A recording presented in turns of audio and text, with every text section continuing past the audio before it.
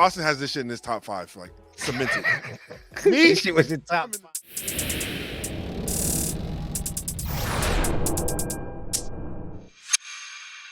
There you go. What is going on, people? New week, new episode. You already know. Shout out to all the listeners on Spotify. We are here with another episode of the Undergated Podcast, brought to you by the Undergated Network. I'm here with my boys, CD and Gunpla Tesseract Austen. What's going on? Y'all ready to get this going? We got hot takes this episode. Ooh, we got spicy takes at that. Spicy takes. Sriracha takes. There's about to be a fight. There's about to be a fight. We got a lot for y'all in this episode. Trivia question, of course. The Creators Corner last week we did pretty good. We got some good feedback, and we're going to keep giving people love and show people, all these other great creators that are out there. So we have the Creators Corner. We have some toolbox talk and some more. So stick around. This is going to be a fun episode. I think so. So y'all ready? Yes, sir. Let's do it to it. Let's get ahead and do it. First of all, greetings. How's y'all week been? CD, I know your week. If it was bad, it's definitely picked up.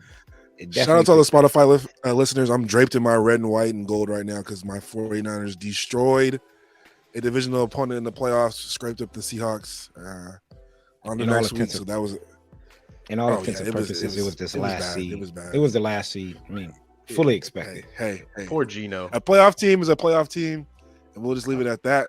Poor Gino. Hopefully, we'll see the Eagles in a couple weeks if they make it that far. Yeah, I mean, we just got to win one game. I think we want to know this week.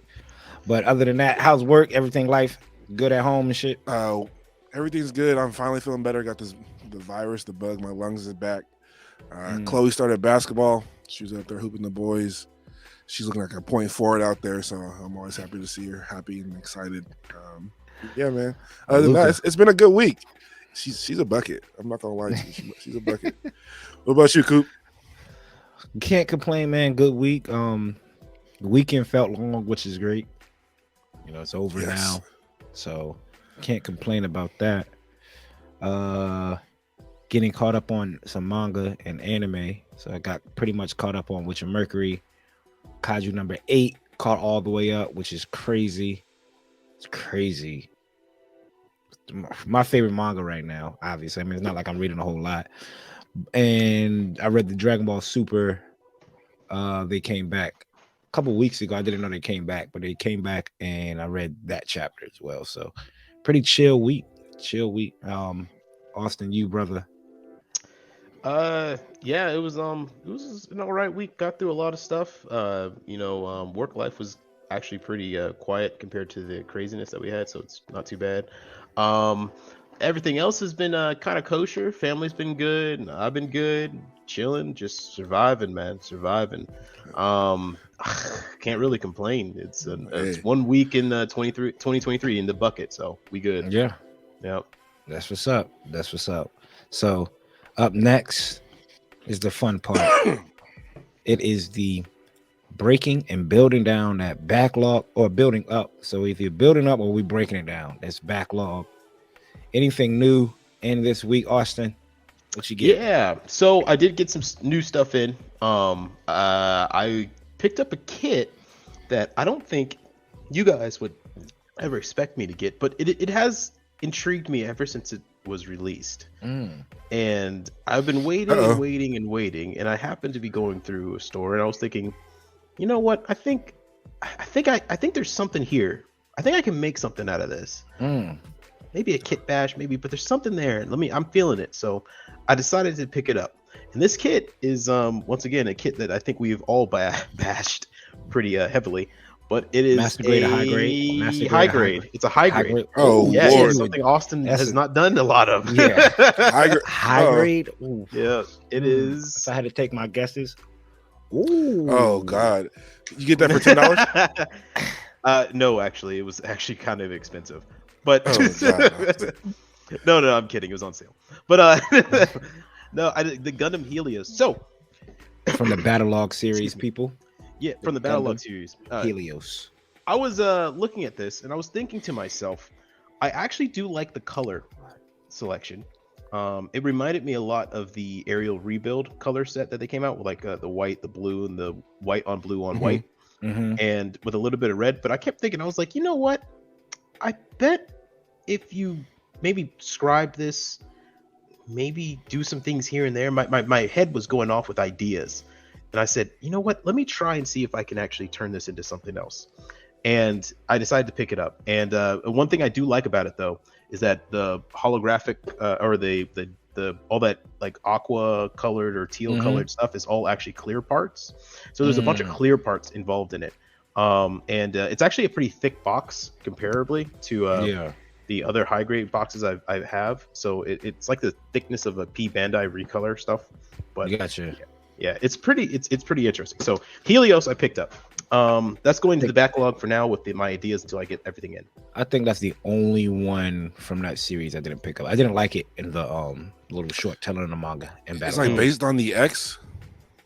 It's based on the Destiny. The what's the one after the Destiny? Is it the Destiny Gundam? It is the Destiny Gundam. Yeah. The one with the palms Destiny. of whatever.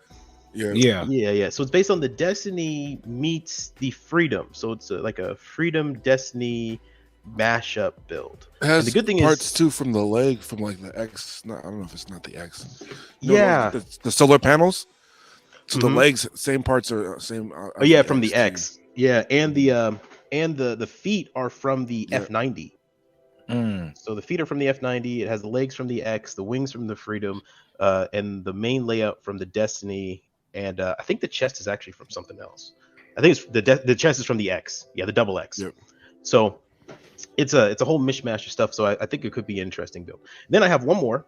So CD, I didn't mail out your stuff that you wanted yet because I was waiting for this, because I said I'll just wait until this comes in and then it'll just be one big thing I could send you, right? And it's not the mobile suit, it's the weapon that you wanted. And ladies and gentlemen, oh shit, the Rigazee? The Rigazee custom. Need that goddamn gun, man. I need it. I mentioned a while back that this was coming in. It finally it actually got dropped off at my door on Friday. So I was walking up and I said, "Ooh, what is this?" And I picked it up, opened it, and sure enough, it's the Rigazee custom. So I've been waiting for this kit for a while. I remember I first saw this kit a year ago in Little Thingamajigs, and I pump faked on it, but I did want to pick it up. I know the negative things about it. I know the legs aren't exactly the most articulated. The transformation's kind of a wonky, but I still like the design. It's one of the few designs that I like. I like it in mobile suit mode more than I like it in flight mode. So it's probably going to be standing on that on a stand, and it's going to be standing right there next to my Defender when it comes in. But the gun is yes, I am going to paint this. This is going to be series painted. Is that from? This is from UC Universal Century Charge Counterattack. This was the backup suit to this was originally supposed to be Amuro's suit for the Rigazee, but it was not finished in time. Oh, that's the one he piloted in the beginning? No, he never piloted this. This was on the. I thought He piloted the regular Rigazee. The Rigazee custom. Yeah, the Rigazee custom, as you can tell, the difference is it has a Gundam head. It doesn't have a backpack for transformation. This backpack is non-detachable, so when it transforms, it doesn't have to ditch this part. And the Rigazee, it was a one-time transformation deal. Once you transform it, you can't go back. And that was to save money on the production of building the Gundam. And then this one, they were able to work those kinks out. No, it was bad. The Rigazee was remember, Rigazee showed up in Unicorn and it wasn't used. The Rigazee was not used in Unicorn because of just how bad it was. They preferred to use the Justice. So I was waiting for this one. I love the design. It's very unique. Yes, the gun that it comes with, I don't know how well you guys can see that because it's monochrome, is a Kalashnikov beam rifle. One of the dumbest ideas I've ever seen in my life. And CD said he wants it, so I'm going to give it to him. And that's all I have for my pickups. Basically, people are Gundam with an AK-47. Yep. Yeah, bro. In space. What? It is one of the dumbest things I've ever seen.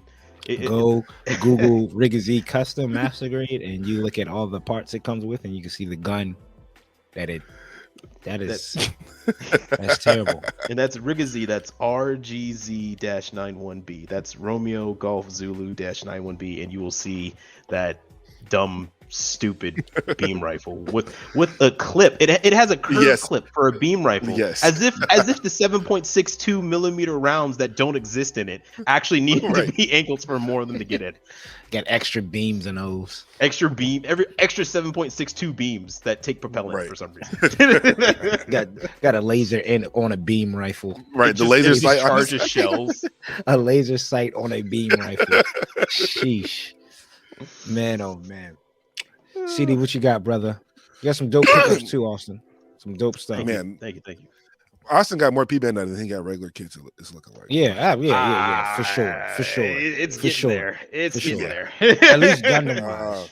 At least Gundam wise. Girl kits, there's no P-Bandai kits, but for Gundam wise, he has more P-Bandai than standard release. It's absolutely. It's getting there, guys. It's getting there. I need to start knocking some of these out or start selling them out. Either one. What you got, CD? It was a little something. I picked up a few things this week. Light. First off, being at Origins, it restocked. This is probably the best Granddaddy.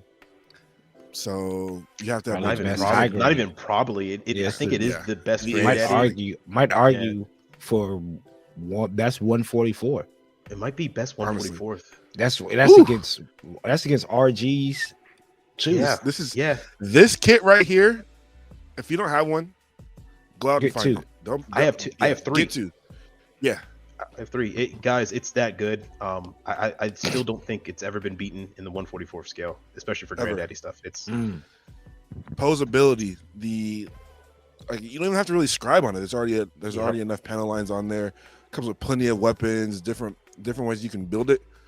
It's honestly an amazing kit. And Austin, I've seen your G3, and I've ever since I've been seeing that, I was like, damn, I kind of want to build another one now. So, been waiting for this to restock. International Model Toys, you guys check them out. I did post a reel of them. You got a hell of these in. So if you're ever in Seattle, I'll go get it for you. Let me know, dude. Speaking of builds of it, I don't think I've seen a bad build, even just straight build. It still looks great. I want to do a good build. All that detail, man, without the cannon, just top coat it. Without the cannon, without the cannon, just a regular RX. Oh yeah, with two beams, no cannon. 2-beam backpack. Cannon, Yep. Regular gun. It'll work. I did pick up another brush, Mr. Round 2, for some more detail painting because we there this year, Project 23. Yep. We're going nuts on everything. I didn't bring it down with me, but I grabbed an option handset for the Zaku's because no more open hands. We don't want to see any more of these in the pictures. I want closed fists. Like we don't want Lego hands. How unmenacing is a pose? They look all strong, and then you get down to their hand, it's just a fucking hole. Come on, give me your best shot. It's fucking terrible. And what's crazy is like terrible. Bandai is doing like extra sculpted like for the death sight where the thumb is sticking out. Like the thumb's like this. Yeah, it's like, you can't give us a closed fist.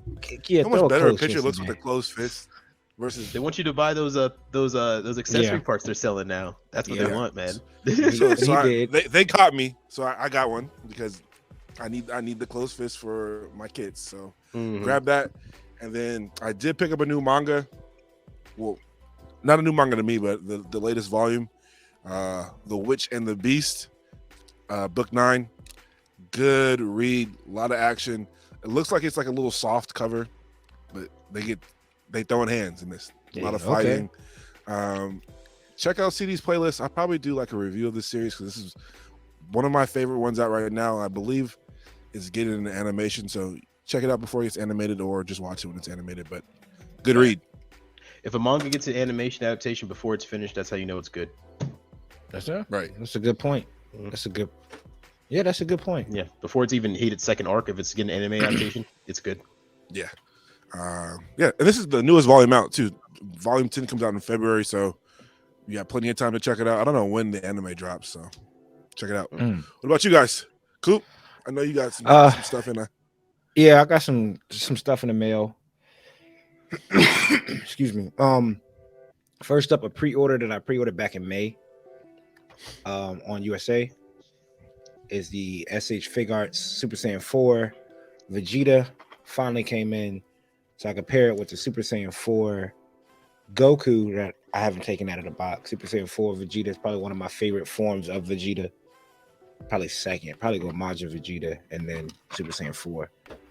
in doing so, I already took him out of the box. I did pick up Piccolo from Dragon Ball Superhero movie, SH Fig Arts, and the Goku from that line as well. Get some Dragon Ball Z shots going on this year. So make sure you follow me on Instagram so you can see those in its full entirety with the BTS and everything. So picked up a few SH Fig Arts this week. So those came in. Did go to Second and Charles a couple days ago and picked up book 12 hardcover of Gundam The Origins. Shout out Austen did too as well. Reason I picked it up, less than 50% off. So at $14 is for a $30 book. Helps me piece it up on the back end. I think I need like five more to go. And I'll have the whole set. I think I have 1 through 6 and then this 7. So yeah. Is Second and Charles used books or is it just both? Both. It's both. It's like do y'all have Books A Million up that way? No. Borders Bookstore.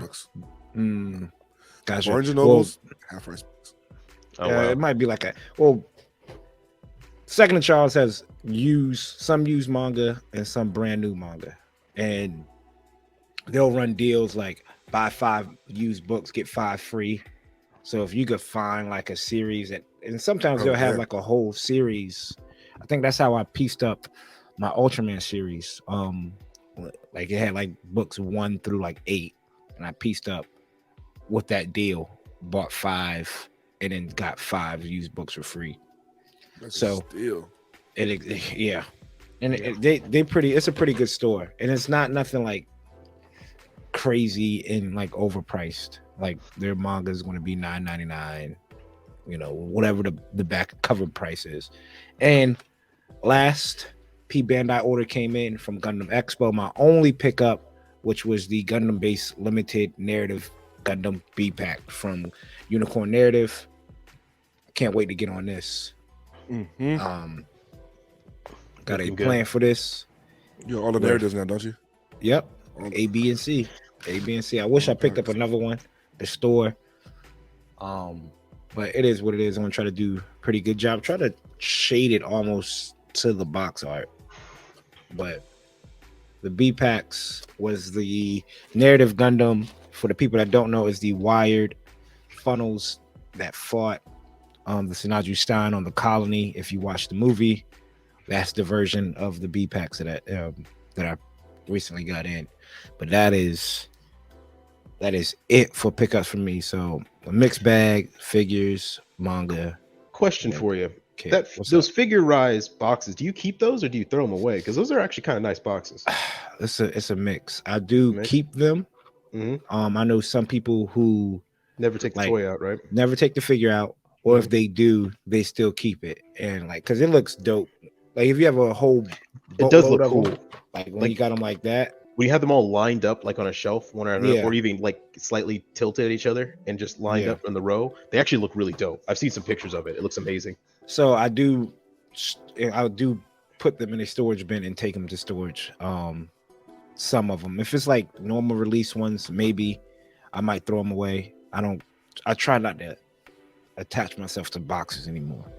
Smart play. Because of but that's a backlog. You kind of have to, though. You can't really take off. You'd be a sick man to take all your kits out of a box of runners and like in a plastic bag, like just to get rid of box. That's crazy if you did. I'd have to read things. I'd have to like go to some canceling, dog. Imagine this was just runners. Are you all right? So you remember that wall I showed you? All those are mostly runners. Yeah, only because I don't like. They're still in the box though. They're still in the box, yeah. But the kid we're talking itself about is in the box like too.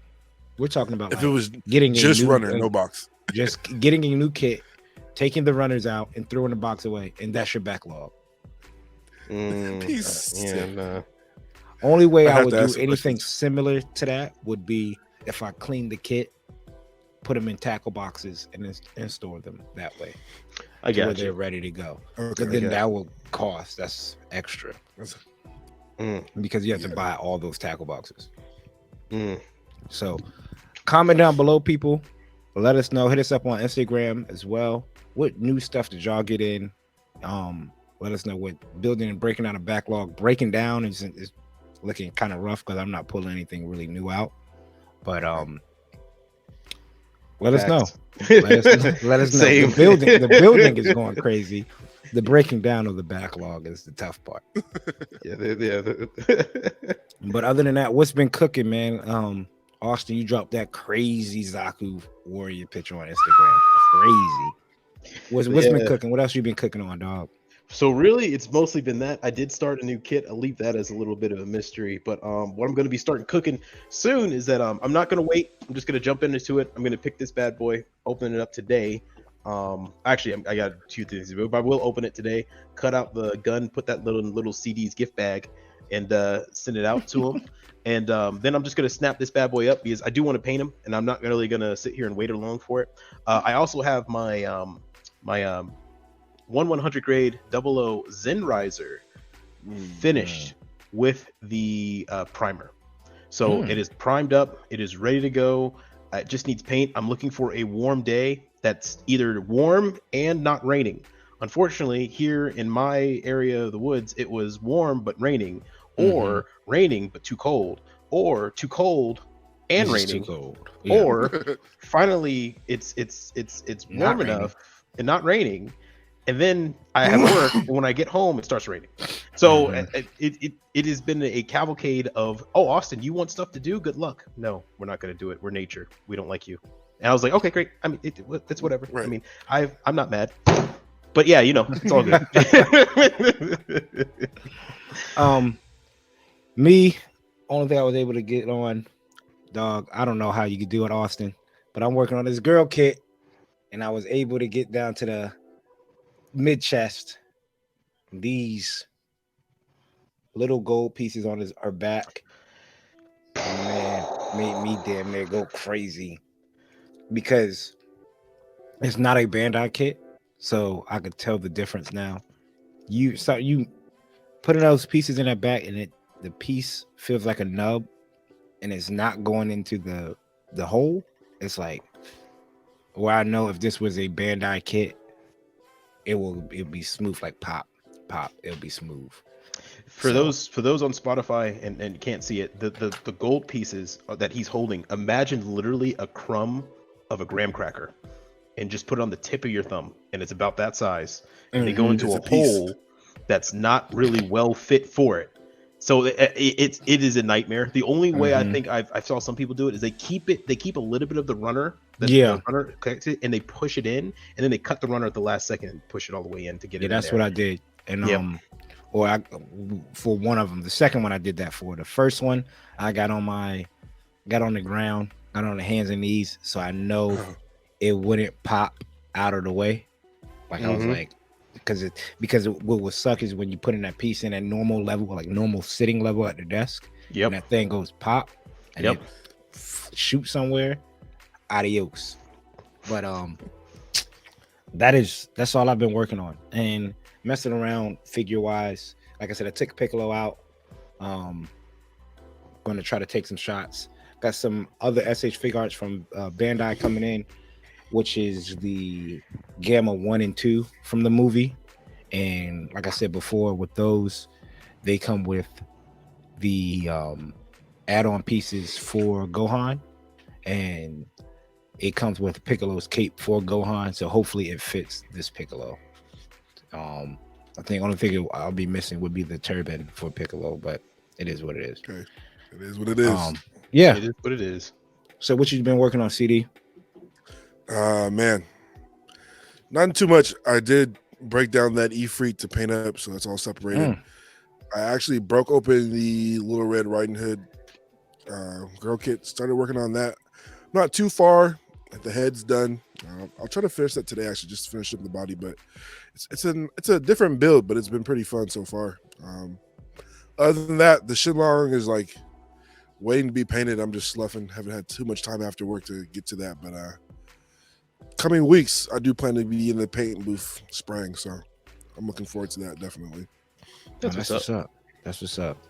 And that's pretty much it. Let us know in the comments below what y'all working on, what kits y'all have broken down on the alligator clips and ready to paint, or what kit is on the desk ready to get panel line, get decaled. I just actually turned on my airbrush station last night and it worked. I was kind of worried that it wasn't going to work because I had it under a tarp outside. I'm like all winter since like the beginning of December, and it works. So Hey, we better get back in that booth. Yep, Weather battle. We about to get back in that booth soon and start working on the Exia, because the Exia is. It might be. I might have it ready. I might have it ready for ODO. Might put it on the table for ODO. We'll see. You gonna put something on? You putting something on the table at ODO, Austen? That Zaku you got to put that Zaku Warrior on the table. You know, if I do get to the point where it's I'm feeling like it's finished, and I don't think there's anything more I got to do to it, then maybe, just maybe. But I got to find that Radome. I still haven't found it. And you notice the picture. Damn, Radome. I don't know what the heck happened to it. Somewhere it got lost in the move, and I'm running around. I opened all my boxes. I can't find it, so it must be one of my small bags. Austen, you don't got no spare Radomes? Not to that size. and Bandai's not selling the packs right now, so I can't buy another one. God, dog. So that's what's up. That's what's up. Even without it, I think it'd be some good competition. I can't wait for that. That's gonna be a fun weekend. It's gonna be a fun weekend.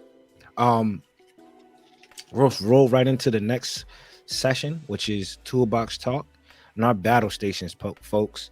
When we sit down at our desk, what do we need? How does the desk look? Does it have to be fully clean? Is fully clean after the project is over? We're going to talk about how our desk kind of looks and how it's laid out. I'm sitting at my desk now, so I'll go ahead and speak about mine. Mine is a L-shaped corner desk that's tucked away in the corner. And I have two sections. I'll try to post a picture up here as well, so y'all kind of get a look at it. One section where I could kind of lean to my left is where I primarily build, because I have two other lights. I have a soft warm light. If y'all watching on YouTube, you can typically see the warm light, and I also have a almost just a tripod clamp that's meant for a phone, and it has two little LED lights on it as well. So I have three lights to my left, and on my right is where I try to, which if y'all watching on YouTube or if you listen on the Spotify, right at me, I have a candle going with. I typically put my runners on this side, alphabetical order, so I'd be able to turn left and right, pick this runner up, work over here, pick this runner up, work over here. And the left side of my desk is where I typically try to take my photos. Regular curved Samsung monitor in the corner. I don't have my computer is the MacBook Pro, and I have it set up as a in a docking station, so I can run two screens if I need to, but I typically don't. And also have a couple of my Gundam Converge figures, other little figures like my Death Scythe that's standing right here, Wing Zero, Killmonger Hot Toy, Thanos Mezco figure, this half PG Unleashed, RX kind of standing beside like a fake little tree. That's kind of like my little setup for right now. That's what's up. What about you, Austen? Yeah, so my space is I'm a big fan of minimalism when it comes to a workspace. I like it to always be clean and only have what's absolutely necessary on it. Mm-hmm. So a lot of my tools are around me. So that doesn't mean it's messy and all over the floor. It just means that I have other systems to stack them. So my desk is actually a two-piece. I have a standing desk, which my laptop,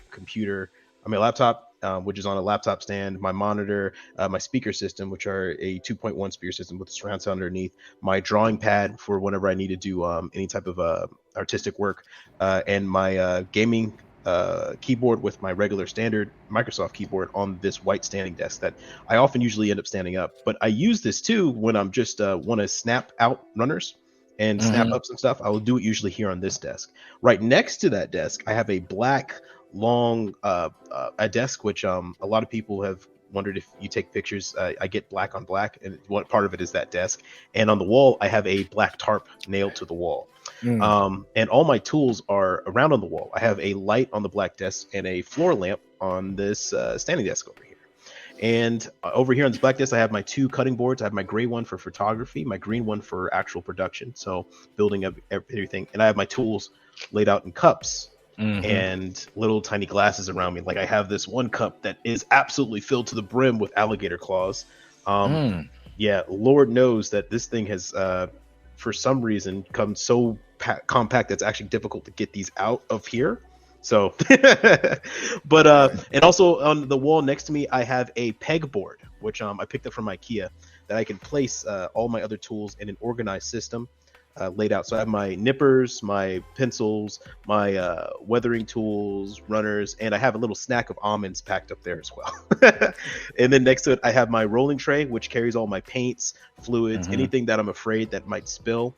That I don't want to get too close to me, that I might be afraid to knock over, so I can roll that out of the way and put into my storage. And then the good thing is that all this is very close access to all my kits that I have behind me, so I can just instead of having to go up and go somewhere to get a kit, I can just turn around, decide to work on one kit, do what I have to do. If I don't like it, turn around, put it back. And I have my manga above it, so that if I ever want to take a break, I can just take it out and read something. And I also have a chair there in the corner with my manga with a little lamp stacked underneath it, where I could just pick out books and just read them. A little reading corner over there. Yeah, little nook, and it was called a little nook. yeah. A little comfy spot over there. Yeah, my little space. That's what I got. Yeah, that's pretty dope setup. I've seen people use those pegboards, which is pretty dope. I was thinking about getting them, but I wanted to have a bigger space for that. So. Yeah, I was reluctant at getting it first because I was afraid about just putting holes in the wall, and I never felt very confident with hanging stuff on the wall. That just comes from childhood and a lot of stuff falling. But it actually it's pretty good. I would recommend, if people want to get a more organized, quick, easy fix, those pegboards are a great option because they allow you to customize things to your heart's belief. But CD, what you got, man? Besides the wall of Gunpla behind you, bro? Yeah, my little workstation is actually across the way from here. I used to have a pretty big desk, but my wife works from home, so I gave her my desk because she has multiple monitors, screens, laptops. Absolutely. So I have a little Amazon desk, faces the wall. On my desk, I have all my paint, so I have little nail racks, just like a nail salon. And I have all my paint stacked up on that. I have my cutting mat, because you gotta have a cutting mat, and then I just have small glass boxes. And that's where I store all my sponges or my dusting stuff. I use a lot of cups too, like Austen says. Like I have cups for brushes, I have cups for my alligator clips, cups for my pins, and then just a whole bunch of smaller organized stuff for like my nippers and stuff like that. My desk is super small. I stay like a controlled chaos, because when I'm not building, my desk becomes storage for everyone else in the house. So like I like Chloe's stuff up there, my wife's stuff up there, my stuff. So if I'm not actively building, that space is a mess. But once I do sit down to build, I always tend to clear it off for building and for pictures. Other than that, though, any time in between, it's still longer a desk. It's a storage spot. So I do want to invest. I do have like a little pencil holder I got from like Dollar Tree that has I'm looking at it now, panel line marker, sponges, straight edge, little tweezers, little knickknacks like wires that it came from like the Barbatos figure. I do want to get that God hand station. Y'all seen those? Yeah. It's like that clear acrylic God hand. Yeah, but I don't have enough nippers for all that. I feel like you have to have like every nipper that God hand has, and then I was like, oh, that looks dope, but I feel like it'd just be a waste. So that's about it. Yeah, those nipper stationary sets. I don't know who needs 20 nippers or at 5. I use 2. Yeah, 2. Hey, I have That's it. Literally, that's it. That's all. Yeah, I mean, I have like some older ones, like the Tamiya ones. I was like, after I left the Amazon basic nipper that came with the little whatever, little pack that it came with off of Amazon. I got the Tamiya nipper, which was like $15, which I thought the world of when I first got it. I was like, man, this crazy upgrade. Then I got the God hands. I was like, okay, yeah, it's no going back. And then I got the US. So my God hands are USA, and the USA nippers as my primary two. That's what's up. Yeah, I got the two God hands. I got the lower quality one and then the high best of the best one. So the lower quality one is just to snap it off the runner. High quality ones to clean up that nub. Yep. And then typically I try to do like a nice ambiance when I build, like, because I want it to be relaxed. So I'll throw on some lo-fi. Like I said, I got my candle going, a nice warm light, and vibe out if I'm not watching Gundam. You know, I like the fact that I have my computer desk next to it because my laptop's on a separate stand that I can swivel. So I tend it to swivel it toward me while I'm building. I watch either Red Letter Media or the Trash Taste podcast, or just run some type of background noise. I when I typically build, I'm running like a show that I've seen 1,000, like 8th MS Team, where I don't have to look up, or Gundam Wing, where I don't have to look up, Narrative, where I don't have to look up. If I'm not watching anime, it's the only time I watch dub, because I can don't have to look at the screen. Only time I watch dub anime is when I build. Any other time, it's you watching like new anime though off of it? I feel like I can't watch 86 and build. That has to get my full attention. Yeah, especially if you've never seen it before. Like if you've seen it before, you can in your head you can put the pieces because you know the sounds, you're familiar with it. But if it's brand new, you're just always like. Right, yeah, exactly. Like that, and you're just back and forth, and you're never gonna get anything done. I've been watching Konosuba. I don't know if you guys seen it. It's hilarious. Konosuba? Have you seen that? Yeah. Hilarious, bro. I've seen it, so I'm just listening to it in dub and just cracking up. It's funny. It's funny. Yeah, so you would like it. And one day, people, y'all are going to join us. We're gonna do a live build on YouTube, and when we get that day, we'll announce it and let y'all know, so y'all can come by and chill out with us. Come build with the crew. Other than that, let's run into that thought. We're going to make this one quick and easy because that's what happened this week for some sports fans. Georgia dog stomped TCU 65-7. They made it chicken wings mid-game. Chicken wings mid-game. Oh my God. Beat you like a drum, as my man Mr. Go 30 would say. He said they beat you like a drum. That's why they were eating drumettes. Yes. Embarrassing. NFL playoffs. 49ers did dog stomp the Seattle Seahawks. I think it was walked them 41. It was closer. 23. It was close. They went into the half under, and I was sitting there thinking the whole time, like, We settled for 4 field goals. No way. I was worried. No I was worried scored 3 too. They scored that one touchdown in garbage time. I'm good. Like, it was frustrating. It's like the rich get richer, yo. Like, if y'all wouldn't be this far without CMC, yo. If without Christian McCaffrey, right, dude, Christian McCaffrey's a beast. That goes to the front office though. John Lynch, hell of a trade. I mean, man, the fact that he got snubbed off of Pro Bowl and all crazy. Yeah, you guys got him, Debo, and their tight end Kittle. So you guys are just stacked with talent right now. And you know what? I felt bad for Geno and the Seahawks, but here's the good news: the Seahawks came out on the better end. No one thought they were going to make it this far. Right? Yeah, that's true. No one thought Geno was good, and they have proved everybody wrong. And on top of that, they get a number 5 pick. They get a top 5 pick going into the Denver Broncos. From the Denver Broncos, who look like the absolute biggest clowns in the NFL. It's just mind blowing. The Chargers blew a 27-0 lead to the Jacksonville Jaguars to lose 31-28, 31-30. Not San Diego. The Los Angeles Chargers were up 27-0 and had the game 4 interceptions in the bag. Right. How the hell do you have 4 interceptions and you're up 27-0 and lose? That's a testament to either bad coaching or 2 bad luck, and I think both were playing at them. And also a third element called the other quarterback is amazing. Yeah, They made him. They made Trevor Lawrence look crazy. He's looking like all pro, the next coming. That's what the NFL wants. The NFL wants Trevor Lawrence to be the next coming. Again, 6-game streak. I think what they Buffalo plays this weekend as well. Miami. Y'all got any thoughts on that game? Buffalo should win it, but I wouldn't be surprised if they lose it.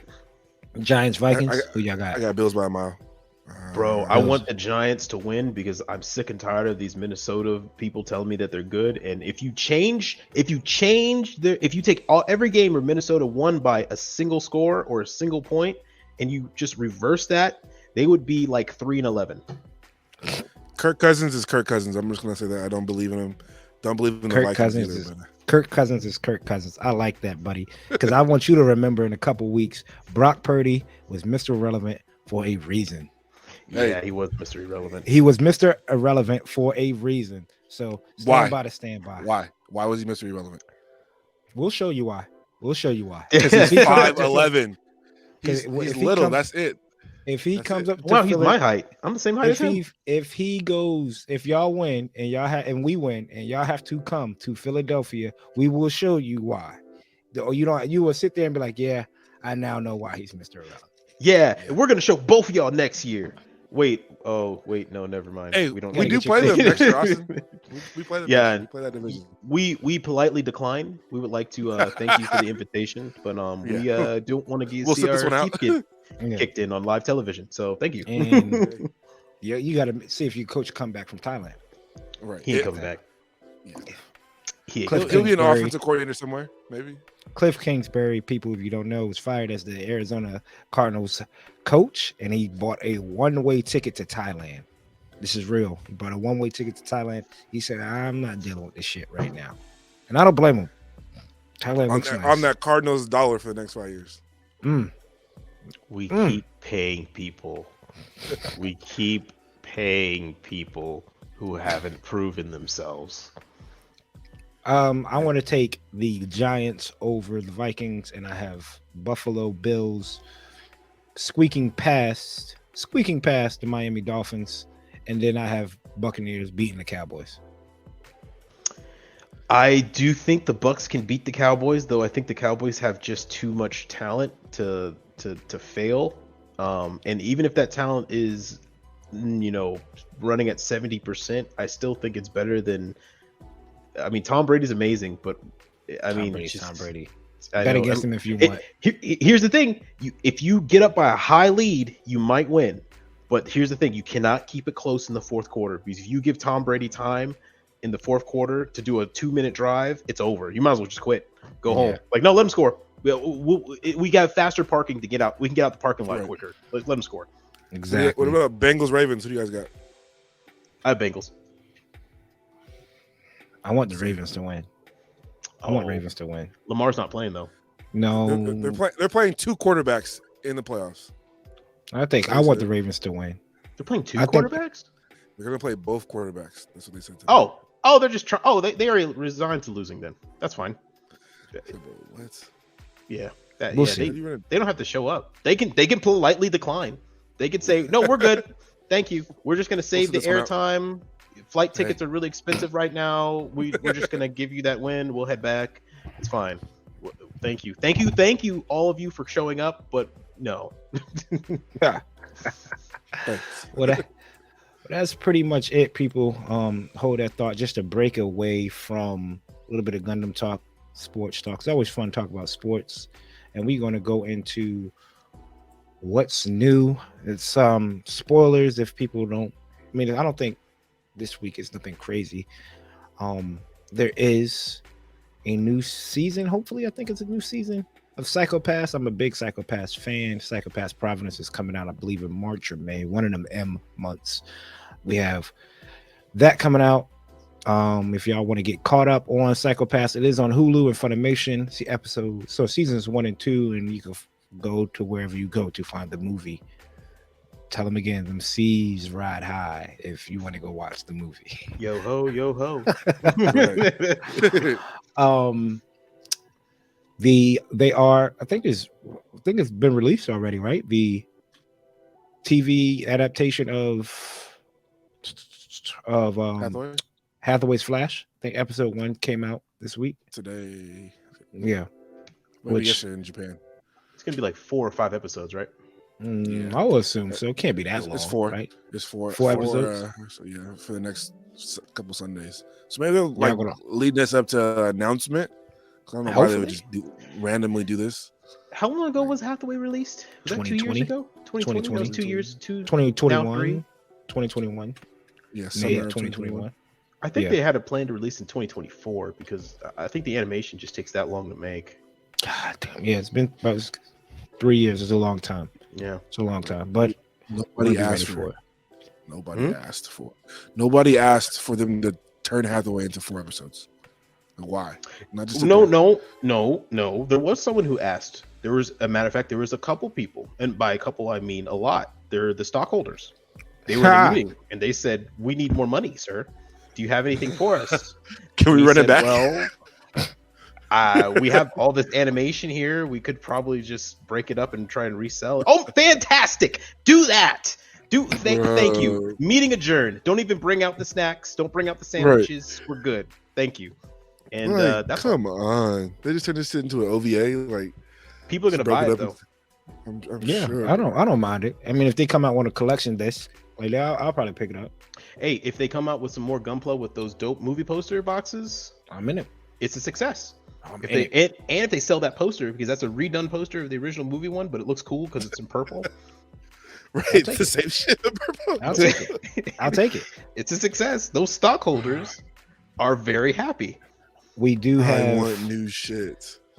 No. For people that may not know out there, this is kind of new. This is kind of new for me. I kind of told CD about it as well. Amazon released a release date for Mobile Suit Gundam Char's Counterattack. The manga. Delta Chica's Children. Delta Chica's Children. It's $12.95 right now on Amazon. Pre-order it. It is coming out. It says August 31st or August 29th. In English, 2023. Who's the publisher? Is there any publishing book by anybody? Not Seven Seas or Yin Press? Is it or Kodashikia? Good old Yin publisher Press. Dimpa Books. Dimpa. Okay, so it's Dimpa. All right. Dimpa Books. Our Dimpa's pretty 94 pages. I got a couple books by them. And this is the manga that shows you Hainu and the Nightingale.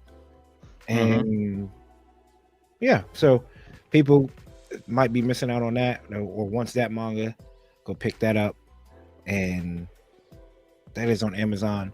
Do see that they did have a release date for Dragon Ball Super Heroes. The Blu-ray disc says March 16th. I don't know if it's already hitting stores. Is it $1 billion? It's hit $1 billion. Is it $1 billion too? Did better than Red.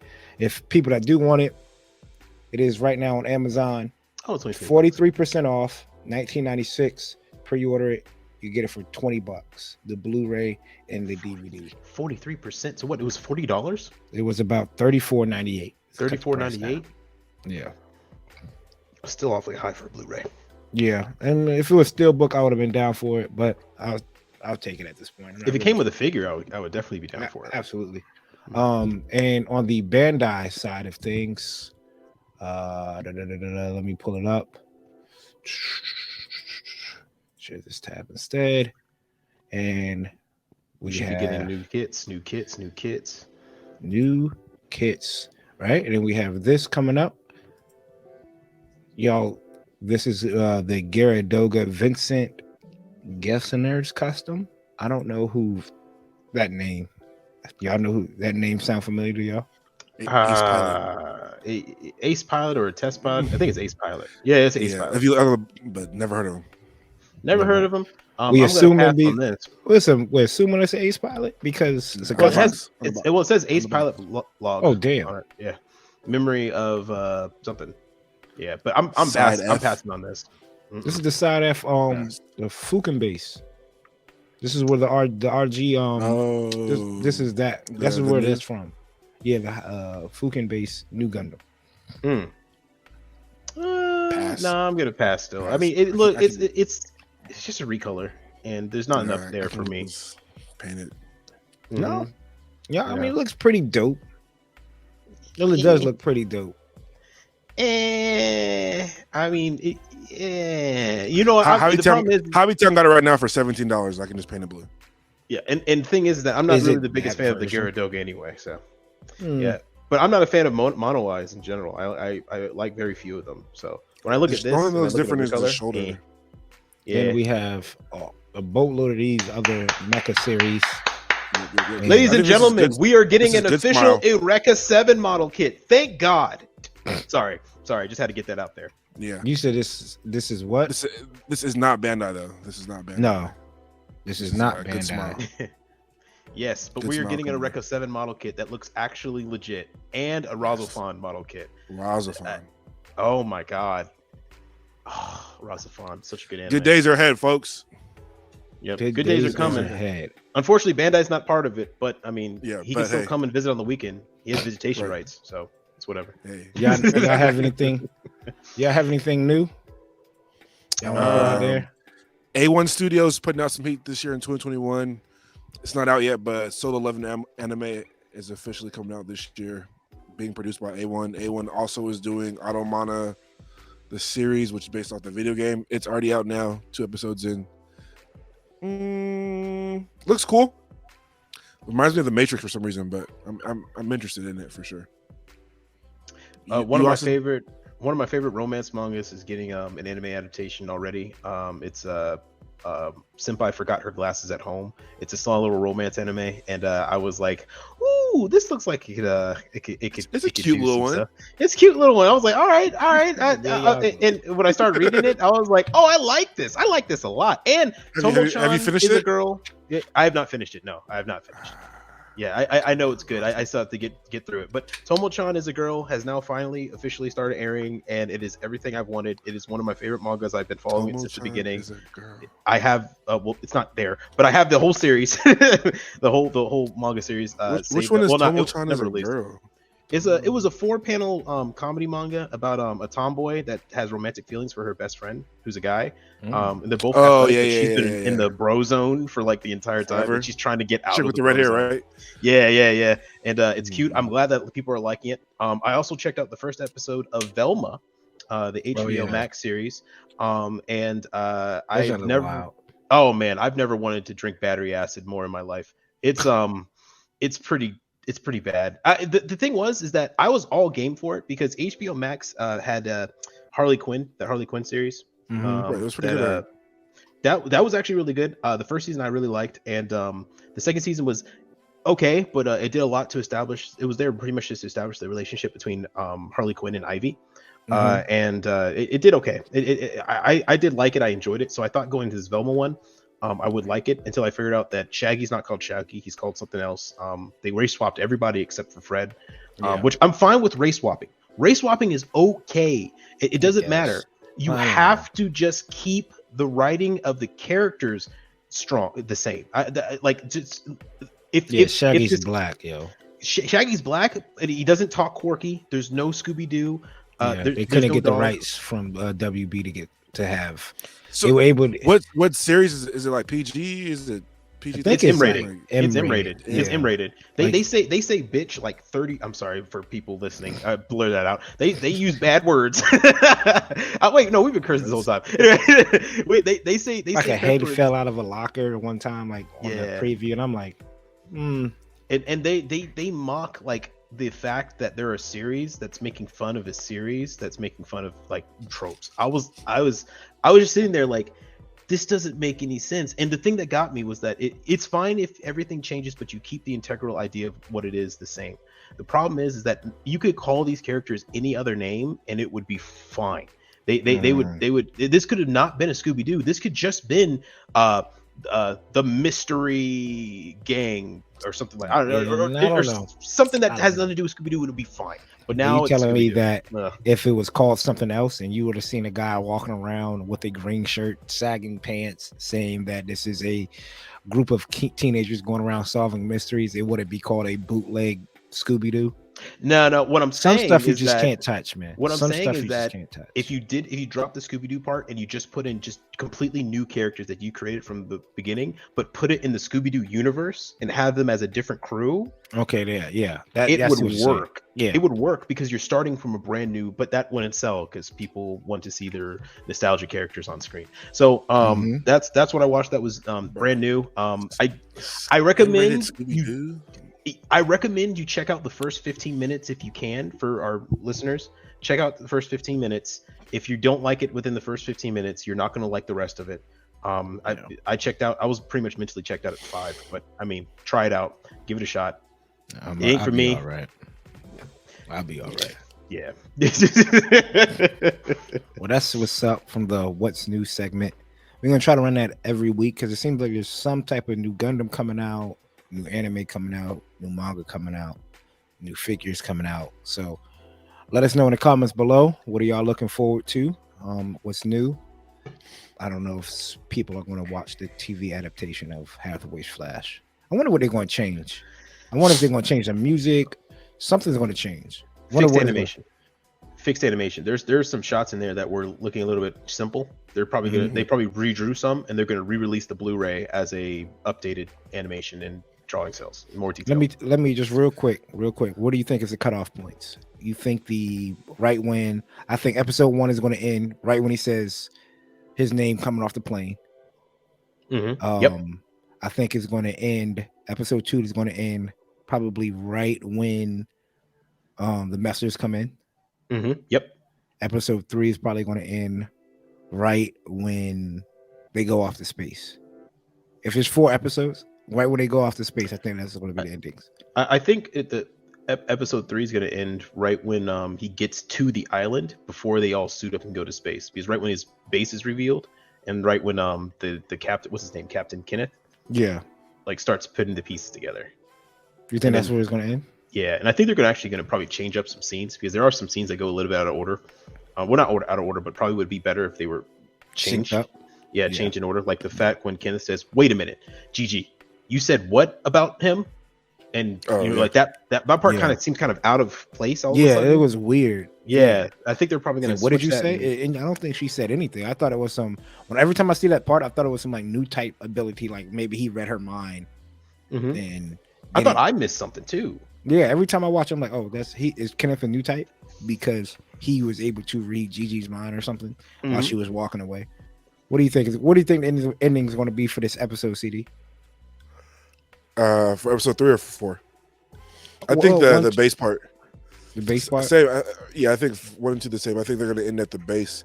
I feel like the space is probably like the last 10 minutes. I feel like because that last battle scene's only like 5 minutes long or something. I think that Kachi fight will probably be the majority of episode 4. Yeah, it'll be the majority. Hopefully they add more animation to that final fight scene because the CGI on that was looking rough, especially when the Kasey did that Cobra maneuver into a flat spin of the takeoff. Right, it looked like someone took the drawing cursor on Magic Pro and just. I gotta build those. I'm itching to build those too. But the briefcase set, right? Yeah. That was unnecessary to say, CD, but yeah. We're gonna go right into Creators Corner. Here we're gonna give a couple of shout out to some pretty dope creators. We got some good feedback last week from this, and we're gonna try to keep this going each and every week. Let me go ahead and we want to show y'all the Instagrams and stuff too. So give me 1 second. I'm gonna go ahead and get that pulled up of who we're going to be speaking of. And up first is a pretty dope Gunpla builder. I'll go ahead and do mine. And it is Meg or Vidril for people that follow her on Instagram. She does pretty dope work. Let me pull up her Instagram. And I met her through Mecha Warehouse. She's now a builder with USA Gundam. She's go to competitions. This is I believe is that the SD Nightingale? This looks pretty. Yeah. Yep. This looks pretty dope. I like this. Like the cherry blossoms, the tree and stuff like that. Had a hand to paint those pink Sakura petals on the Nightingale. Oh, the cars too. I like the car. Yeah. Look at the little van. Volkswagen. Yeah, the kit van. She's done, like I said, crazy work. Mm-hmm. Trying to find some other stuff. She does have her own Twitch. I don't know if this is an old post, but I don't know. I'm trying to see if she has her Twitch up here. IG. Well, if y'all follow her, y'all be able to find her Twitch and stuff. Yep, she does a lot of live stream builds. Yeah. The dinosaur, that's sick. Made a little exhibit for it. Yeah. Mm-hmm. And just a couple other stuff. So give her a follow, give her a shout out. Pretty dope builder when it comes to the diorama side and the Gunpla community. Gotcha. You said she was at USA Gundam, partner with them now. Yeah, partner with USA Gundam. All right, dope. Check her out. Like that she does did look like cool. a little exhibit of it. That does look cool. It's like the exhibit in Jurassic Park when they come down, the bones are standing there. And you hear the song. Yeah, with the ribbon falling. Yeah, the perfect ribbon falling at the right time. Mm. You just want to get up and cheer. That is dope. She had to hand paint those in. Yeah. Did pretty good job too. The time on that, man. The time on that is crazy. Yeah. I'll go crazy. And And I like that Nightingale. have a steady enough hand.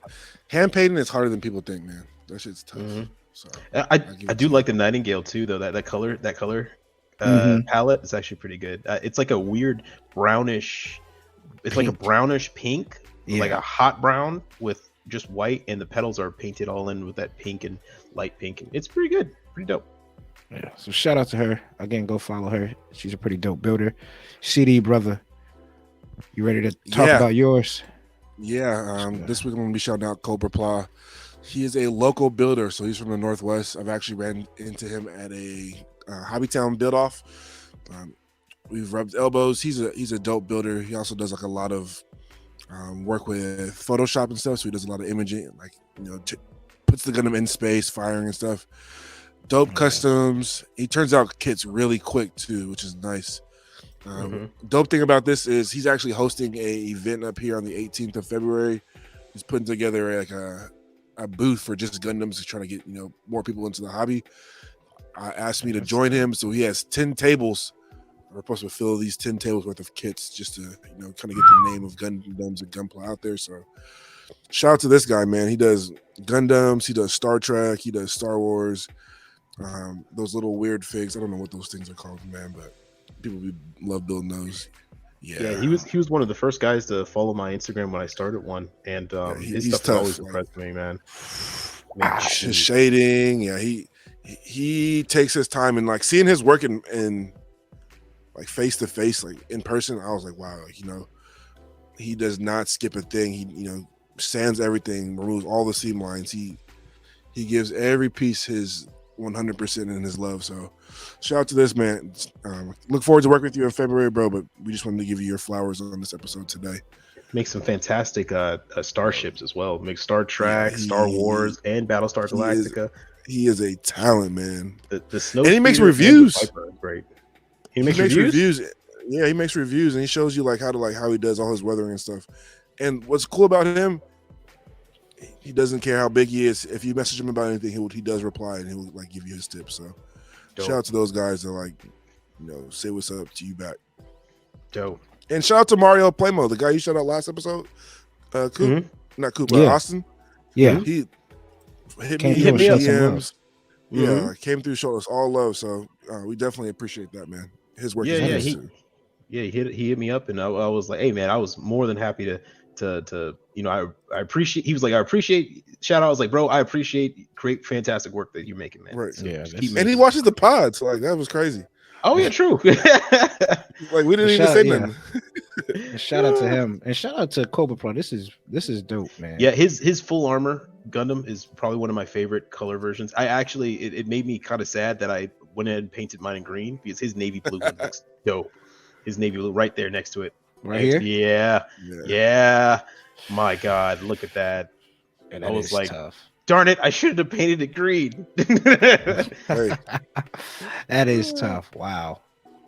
But you did a good job on yours too, Austin, man. Oh, well, thank you, sir. Then we have Austin's pick of the week, which is share. Yeah, mine's gonna be Zaku homie Farm. Zaku Farm. This dude, hand painting. How on earth are we getting hand painting looking this good, man? I shoot this. Look at that for hand painting. I know that is wild. Are you kidding me? You're kidding me. Right. No brush strokes, no nothing. Nothing. It's just the dude has been on point. My favorite build so far of his, of course, was this Flight Goof custom. It is just on point for me. Everything about it's great. I even like the with photo. like a P Bandai, like hard to find kit. This tells you like no fear, man. No, because sometimes I get like a P Bandai kit. I'm like, I don't know if I want to go crazy on it, because if I mess up a piece, it's gonna be hard for me to find. And I think this is the real type. This is a Goof custom. So like, yeah, it is the real hard type kit Goof to custom. find. Shout out to him for that. It's a tough kit to find. I mean, shoot, he's doing. He has a YouTube too. Here. Oh, he's YouTube. Yeah, that's right. He has a YouTube as well, right? And then one of the cooler Zaku's. Look at that, man. The Dawn Island. Look at that. Good Lord. What's going on here, man? It's crazy, man. I need to step up my skills, because good Lord. I like how he does his chipping too. He does a physical chipping, like takes his tweezers and bounces it off the kit, because he uses like a metallic underlay, so it gives like a real realistic. That makes sense. Yeah. There you go. Look at the detail. Fantastic. And that's a technique that I need to start using as well, is because I'm trying to get more into chipping as well. But well done, sir. Well done. And we'll leave the links to their Instagram in the description below. You're on Spotify and on YouTube, so just click the link. Nowadays with these smartphones, you'll open the app and send you straight to the Instagram page. You click two buttons, the link, and then you will open. Yeah, open and then follow. Show these people some love. These are some dope builders in the community, man. All over. I mean, we have a lot of people to show love to that really need. I'm not gonna say really need the love, but need to be known. Right. Next up, Austin's trivia question from last week. Go ahead and take it, Austin. I've been waiting a week for this. So last week, the question was, who in the cast in Gundam Wing was supposed to be the main character? So amongst the 5 main protagonists, there was actually, as we all know, Hiro Yui is the main character of Mobile Suit Gundam. There was actually another person inside that group that was supposed to be the main character. And the answer was Duo Maxwell. Anyone who sees me has got a date with his maker. That's right. It's Duo Maxwell was originally meant to be the main character, though I forgot if it was the producer or maybe the director. But once that individual saw a test character sheet of Hiro Yui, he said, no, that's going to be the main character. And you can even tell some of the characteristics or character aspects actually would fit Duo Maxwell being the pilot of the wing and Hiro being pilot of the Death Scythe. Hiro is very cold, reserved, drawn back from people, quiet, and kills people without too much of a thought. And then the death, as of course of the first episode, kind of excites him weirdly. He's like, I killed someone. Ah ha ha ha ha ha. One to go. Right? So so he would have probably playing the Death Scythe a little bit better, as well as Duo wearing a priest's garb would have probably been better for him piloting a suit that was based off an angel. So there's some little things in there. Doesn't he become Father Maxwell? Is he in the Father Maxwell? Exactly. Yeah, it's Father Maxwell. Because for people that don't know, I forgot what his real last name is. I think Duo was how his first name was given to how he has, like, I think, don't quote me, it was in episode 0. Maxwell is the foster home he grew up in. That's where he got the last name from. And Duo, I think, is because has always had like a kind of like dual personalities. He would go and steal and stuff like that and come back.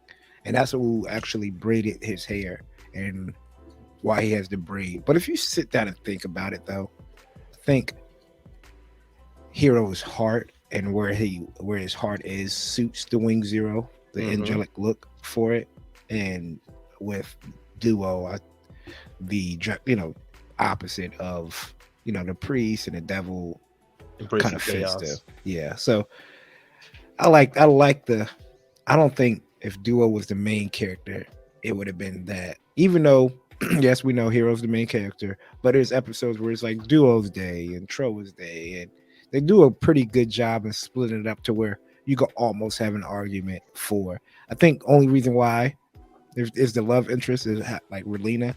If Hildy had had the spotlight like Relina, people probably could say, "Oh, Duo is the main character," but I can see why people say. And I think also was also a reason why, because Gundam X had kind of the similar type of main character as Duo. It's kind of there's kind of a connection there between it. So they probably said Hero is probably the best option. I mean, Gundam X I believe came later, or was that before? But either way, the characters tend to be a little bit too similar. Yeah. But yeah, that's the trivia question for those that made it. Congratulations. Good on you. You know your wing. That was one that I actually did not know at first. So that's stuff I had to find. Better know your wing. We better know your wing. Better know your wing. But we do have a we do have a new trivia question this week. If anybody wants to, if we want to do it this week, or we want to save it. Let's save it. Let's save it. I think they're trivia'd out this week, so we'll save it. We're gonna save it, and we also want to save the 30-second game. We typically do what we guess, because I want to jump straight into hot take. We want to have time for these hot takes, and here it is. I want to do mine first. I think mine, out of the 3 hot takes, is probably the simple. Here's my hot take, people. I think the Re 100 and Full Mechanics are better than MGs. I think they're better than MGs. Only thing that's holding the MG, only thing that holds MGs together is main suits. I'm being real. For the if you are a good painter, right? And a good and you can paint really good, right? Okay. We typically put these kits in a static pose. We're not really doing a whole lot of action pose. If so, the action pose, you could get a pretty good action pose from a Full Mechanics kit or a Re 100 kit, right? For it to be left alone on your bookshelf. Okay. The price range for Full Mechanics or a Re 100 isn't that much. It's cheaper than a regular master grade, right? Okay. And we do get some pretty dope Re 100s and Full Mechanics that we don't get from the master grade line. Like a master grade Gyaradoga, Quest Gyaradoga is like the master grade Mark III. Mark III. Man, Lupus the Rex. Hama. You guys ever seen that shit? The RE Hama. Yep. The Nightingale before the high grade. Yep. All I'm saying, if they were able to give us, I mean, IBO's Full Mechanic line is crazy in general. If they were able to give us a Wing Zero, a Granddaddy, a Char, I feel like Bandai specifically holds those for master grade line, the master grade line, because they know that if either a good painter, like the in between, I think the builders, it's hard to find the in between guy. Either you're at a point where you enjoy building to where you don't want to really, only thing you really want to do is panel line and pose, right? Or you find the guy who paints, scribes, shades, and you could get a Full Mechanic to look better than a master grade line kit if it's the same kit. I would be inclined to agree with you if it wasn't for complexity of the build. So I think that the master grade line sits atop of the tier because of not the finished project, it's getting to the finished project. I think that's where its main advantages lie. In the full mechanics in the RE1100, there are some dope kicks. Like I said, that Mark III is absolutely stunning. Especially the Char one that's in full red. I've always wanted one. And hey, I even told you the build of the Calamity, the Raider. The Raider is one of my favorite builds of last year. And it actually feels a little bit more like a master grade than it does than the RE1100. But I would say this: if I ever wanted to go further with it, I couldn't. The like RE1100 showing panel destruction, showing inner frame complexity when it's turning, maybe have it in a maintenance hanger where you're taking off certain parts because they're all hollow. I am very limited with what you can do with the R100. You're right. It could look good in a static. The full mechanic line? And the full mechanic line too. Yeah, and the full mechanic line too. Because that calamity, if you take off the shoulders, you take off that one arm, that all hollow. Just straight up hollow. Maybe it's just that one, because the full mechanics IBO is a whole inner frame. Well, the IBO kits are inner frame. That they're exposed inner frame. That is what they are. Okay, that's why they never made master grades of them, because there's nowhere you can go with that. But what you're speaking about can be done in certain full mechanics, and I only in the IBO line though. But only here's in the thing. IBO line. And what I'm saying is, you're right in certain mechanics, but you can do it in every master grade. I'll give you the complexity, and I'll take the price point. You know what? I'll pay the extra for complexity. For something that you will pay the extra for something that might not be seen. Yeah, because that might not be seen. How many features do you use in your car? Not all of them. Exactly. Why'd you pay extra for it? I didn't. You didn't pay extra? I did not pay extra for what's in my car. You did not pay extra. I didn't. But is it the base car or the top range? It's the base, right? No, mine's is it's not mid-range. The S1, it's the SV mid-range. Right. So you have features in your car that you wanted, but you don't use every time. You hardly ever going to use them. I have heated seats. I've never used heated seats because I don't like my butt being hot. So, but I paid for it, right? Yeah. Right. Now here's the thing: if they offered a car where all that stuff was out of it, I might go for it. But I like the added stuff. I don't know, man. I paid for it. I know, but if it's added stuff that's hidden, but added stuff that's hidden, like really a shoulder, like think about it, the inner frame for a shoulder. Mm-hmm. The inner frame for a shoulder. You would pay the extra $20 for let's just say the Lupus Rex, a dope build. You see it all the time. A full mechanics Lupus Rex looks crazy, painted up, all good to go, right? $33 1/100, a $33 1/100. The regular Barbatos standard edition, $55. $22 more dollars for something that once painted, armor on, it's a hard fight. I would say this: how many Instagram posts do we see of fully painted inner frames? A ton. And how many people show off just the inner frames when they're done? Almost none. None. Everyone throws the armor on. It's because it's not about can you see it. It's about that you know it's there. That's what you're paying for. Sure. Okay. I hear what you're saying, but that does not apply when I know this is going out. Does not matter when it comes to a high grade, right? So when we're talking about a master grade, right, and I'm painting the frame, maybe it's because I want to show the frame fully painted, not necessarily, oh, look, it's the frame and look how crazy the frame looks before I put this armor on. I would say this: even if there was no showing, even if you never had an Instagram account, no one would ever see it. It's the fact that you did it.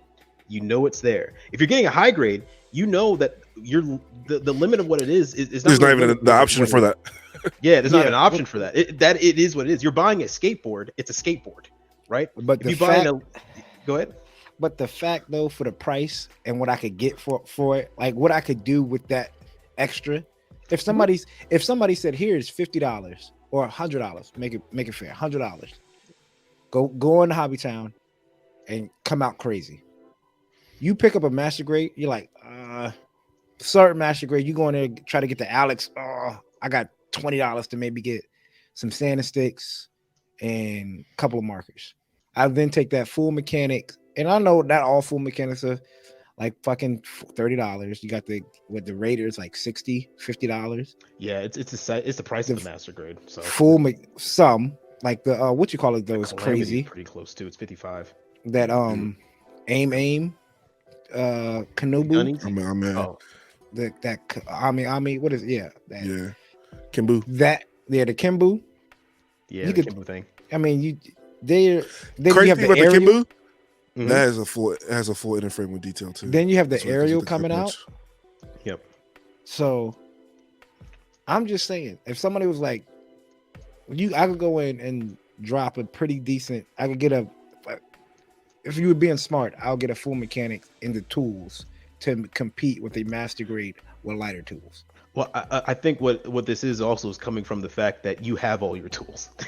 So Yeah. and you have the experience of building. If someone gave any of us $50 and 3 weeks away from our job and told us just to build something, it doesn't matter what we purchase. It's gonna look pretty darn good coming out of it because we all know what we're doing, right? But Correct. if someone said, go in there, buy a kit, and what I want you to do is I want this kit to look and have the experience and all the bells and whistles, right? You're forced to buy a master grade. You can't have all the bells and whistles and have it look stunning completely through the whole journey of building it with a high grade, a real world mechanics, or a 1/100. I don't know, man. I don't know. So Coop, you prefer RE100s over master grades forever? Is that what you're saying? Or is that just the take? Yeah. If it came down If there was as many RE100s as master grades, which side would you be on? I would probably go full mechanics. Like when the full mechanics aerial comes out, and I'm looking at the master grade, which when that eventually comes out, I would probably pick up the full mechanics area due to what I know what I could do with it. I would pick up the master grade aerial. Master grade. Yeah. Who's the tiebreaker then, CD? What you picking up? Damn. You picking up the gold label? You picking gold label up? I know you are. I'm picking gold label. Yeah, you picking I'm gold. probably label. picking a gold label. I'm picking I a gold feel label. you. But that's only because. So I feel like there's two types of painters, and I fall into both categories. So there's a painter that paints everything that you can see on the outside, doesn't worry about the inside. There's a painter that paints everything on the inside and the outside, like Austen said, because they know it's there. Depending on the kit, I might not touch anything on the inside because in my head I'm like, no one's seeing this shit. Yeah. Mm-hmm. But then there's some times where I'm like, I'm in that mood and I might want to get under this waist joint that no one might see, but there's that detail there. But if you're a man of the detail, it's always going to be the master grade line for you. Correct. Full Mechanics does a great job of giving you that outer detail.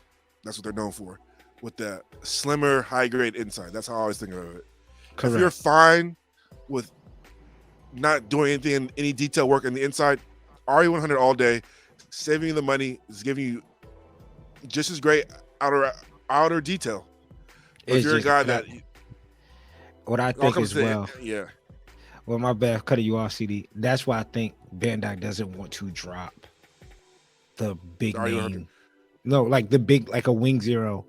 I think if they drop their main suits in full mechanic RE100, I think you'll see a dip in sales when it comes to mastery. So we got to think, why were they starting that RE line? Because originally the RE line was kits they didn't want to spend the money on to make master grades. That's why there was like the FZ Zakutu, that Hama, these big weird kits that people liked, but not necessarily wanting to make a full production run on them. Like the Mark III, just these random kits that had a cult following. They just didn't think they were going to be able to make their money back on all the work of the machinery and the smelting of the plastic and whatnot. Now, I'll admit, technology has gotten to the point where it's actually a lot easier, and it's gotten a little bit, I shouldn't say cheaper, I should say quicker to make a master grade, but that just goes full round. It's quicker to make a high grade. It's way quicker to make an RE100 now. And I mean, if you take away surface detail, I mean, you could pop out a new design of a new kit. Probably they can pop one out every 3 months, right? I'm going to get we're going to do it. We're going to do it, Austen, because I know you're going to get the master grade aerial. I'll get the full mechanics aerial. You're probably going to get both, but I'm just going to get the full mechanics aerial, and then we'll see. Compare them. Yeah. We'll do that. Do a little next. I mean, I'm not going to lie too, though, because that RE Calamity, that shit was fun as hell to build, and it was quick. Sometimes I don't want to sit down and work on a kit for weeks at a time, dog. Like, That's Which a is fair. newer RE100. Have you tried Yeah. the older ones? The older ones like Yes. Destiny and stuff like that, like The the Curios? the Curios. Yeah, I have the Curios, and it was RE100? yes, Terrible. terrible. Yeah, Terrible. but terrible. All obviously those- all compare the that to the speed- Master Grade, of Oh my course. god. I mean, the Master Grade, the new Well, line came out.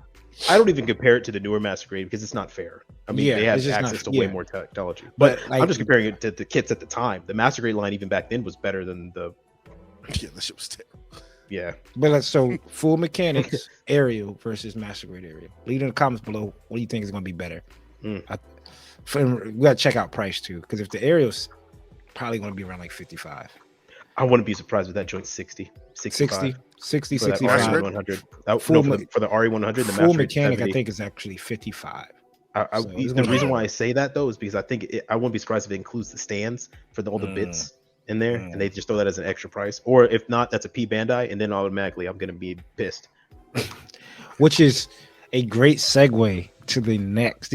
Mine was like the undercard. Mine was the undercard. Ding, ding, ding. Let me know in the comments below. Full mechanics or MG. Try not to be biased, people. We all love MGs. I'm not saying I'm just saying. It's For what I it's could the get sake out of the hot takes, damn it. Yeah. It's for the sake of CDs. the hot take. CD, your hot take, man. What did I say? Soletta is a bottom 5 protagonist. Ooh. Let me talk to you guys. I'm caught up on Ooh. Witcher Mercury. I don't think it was bad. I'm probably in the middle of these two. Coop, far into the spectrum. Not messing with it. Austen on the other end of the spectrum. Austin has this shit in his top 5, like cemented. Me, This shit was in top I'm in the 5, episode 2. Like the first hot take. That was his first hot take. It is Austin my said, top it's 5. in my top 5. Episode 3. All right. Hey, I'm not there yet. I'm honestly giving it a B- first series, first core Season. Let's call it that. Yeah. I don't like Soletta. Man's personal opinion. I don't like the bumbling ignorance. Like, okay, maybe she hasn't experienced the world, but like, just I don't like the way she talks. She's never full of herself, and I don't think she's that good of a pilot. Honestly, I don't think she is a good pilot, dog. I'm tired of these damn bits saving her life. She's hitting slow motion shit. Like, I don't know if it's the world they're in, but the pilots look fucking terrible. Like, Yeah. Ghoul is getting washed. Ghoul's getting washed. My guy Elon, like, he looked good, and then as soon as he got against Soletta, like, all of it went out the window. Like, the only time Soletta had a real problem was in this group fight, and that's because her team was made up of people that didn't even know how to pilot. Nope. Which was All she had was Choo-Choo. Yeah, and then she's going against like a top dog, like, and she's over here struggling herself. So who knows? Ending of episode 12, there's a lot of questions. Like, hey, what's really going on here? But after this first 12 episodes, I don't like Soletta as a main character. I don't think she doesn't pique my interest. The chick with the white hair, I like her better as the main character. She could have been the pilot for all I care. But Soletta. I don't know. Austin's waiting. I'm about to take the leash. I'm about to take the leash off. I'm ready to hear it. Let's hear it, Austin. What do you have to say? Coop, should I let you go first? If you don't mind, it's going to be quick. And I kind of agree with CD. Only one, like, I'm not a big fan of like the whole Austin. Like, what's going on? I'm all over the place. I need somebody in my ear telling me what to do. I need somebody to stand up tall. Okay, if it's supposed to be like a progression, maybe at the end of the next season, we could sit back and go, man, she went from somebody who was scared to stand up in front of a crowd to honing in on a crowd. Sure. When I don't know if you guys count the Ariel itself being a main character, because like CD said, the suit saves Soletta every single time. She talks to the suit. It's just been saving her ass. And just stepping away from it is when you stack them up against other protagonists in other series. Soletta versus Hero, I'm taking Hero. Soletta versus Mika, I'm taking Mika. Soletta versus Setsuna, as a character, I'll probably give it to Soletta. I like it more. Do I hear some clapping in the background? Yeah. I'll probably give it to Suletta. Obviously Amuro, Char, or Amuro, Camille. I get tired of Camille's whining ass too. Camille. Camille. So I'll probably give it to Suletta on that. Hathaway, better protagonist than Hathaway. I mean, she's not a better protagonist than Hathaway. Not a better protagonist than Io or Daryl from Thunderbolts. Not a better protagonist than my boy from 8th MS team, Shinjiro. No, wait, I'm mixing names up. 8th MS team, 83, better than what's my boy? From Stardust? Yeah, Stardust. Is that Kai? That's Kai, right? Yeah, he's a wash. Yeah. So top 5, you got Amuro, not better. You got Benager, not better. You got Hathaway, not better. Hero, not better. So you on the tail end of she's probably at the tail end of the protagonist line. Let's just being real. And that's so I can agree with that when you look at it that way. Stack them and then see where she falls. Yeah. It's not finished yet, so who knows? But hold on, let me take the leash off of Austen. Right. Take the muzzle off. That motherfucker like a pit bull, Jack. Let's hear it, Austen. Okay, first of all, what? Second, the hell. So first, you're 100% right. It's not finished yet. We should all throw this into context for those listening. It's not finished yet from the point you're listening to. We don't know where this is going to go. But from my standpoint, this character is absolutely fantastic, and I'll tell you why. Hold on, everything quick, you guys Austen, before you get going, do you want to blend this into your hot take? My hot take, I guess. You want to blend this into your hot take? Yeah, because my hot take is in direct contrast to CD's contact. So I guess Witch of Mercury. My hot take, ladies and gentlemen, Witch of Mercury is fantastic. It's one of the best Gundams ever made. One of the best. It's not finished yet. So far, it's running. It's one of the best. The reason why, oh my God, where to start? First of all, every character you guys have said that you liked comes with one big caveat. And I don't think you guys noticed what you said. Every character that you like, that you said that she's not like, are adults. Adults? She's a child. Hero U is an adult? He's older than her. Mikazuki's an adult? You don't like Mikazuki. You didn't say he was the top 5. I did. Mikazuki has his own problems. No. Mikazuki. How old is Suletta? It's Suletta. 16. Right? So here, she's a kid. Amuro. You're saying she doesn't... Amuro? Exactly. So here we go. You said you like Amuro, but you don't like Suletta. Okay. Amuro, was he really good at piloting the Gundam? Yeah. When he first got in the Gundam, was he not a little bit unsure of himself, a little bit scared? Yeah, but reading the manual? It progressed. Did he not get hit? Did he exactly? Is Suletta better in the aerial now than she was in the first episode? No. Oh, you haven't seen episode 12. That's right. My bad. But I know with her combat skills in episode 2 versus the combat skills what I've seen so far. Did Amuro not get just kicked in the gut in episode 2? Trashed on by an ace pilot? An advanced ace pilot, and then come back at the next time they fight and progressed? Exactly. So you think Suletta did that, or did the Aerial do that? Yeah. Did Suletta do that, or did the Aerial do that? Suletta. I don't think Suletta has fought any competition until episode 12. And what happened? She mashed it, bro. She mashed it. She made them all retreat. She was outnumbered 6-1, but taking on 2 of them particularly, right? And outnumbered them and just... We're not talking about hardware. Because if we want to talk about hardware, you can take any protagonist in this series and throw them in any other Gundam and they would do fine. Right? So here we go. One, Suletta is a kid. She's not really that experienced at Gundam at piloting. That is a good thing because I'm so sick and tired of having Gundam pilots get in the show and automatically be awesome. I would like to see one have to actually struggle with being good. Hiro Yui, right? He's probably the only character that I think of when I think of Gundam that had zero progression.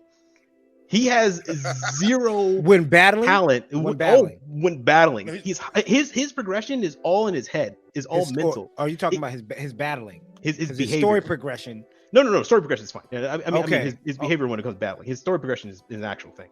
But I mean, like, all right, Thunderbolt, for example. You were saying Thunderbolt's a better character. Thunderbolt is a better character because he's an experienced older pilot. He knows how to fly. Both of them. Right, and he still got destroyed in the first episode by running into a piece of debris or getting shot in the face, right? And then that's not being destroyed. That's not being destroyed. Okay. His mech got in the face. He ejected and it exploded. I mean, that's not destroyed. I mean, he can't salvage his suit. What did he say? Before that happened, he said somebody has to be the bait. Yeah, that was the strategy. Yeah, that was a strategy to get him destroyed. That's a terrible strategy. That's a horrible strategy. Somebody had to be the bait. CD. You know what the strategy is? I'm gonna go get shot.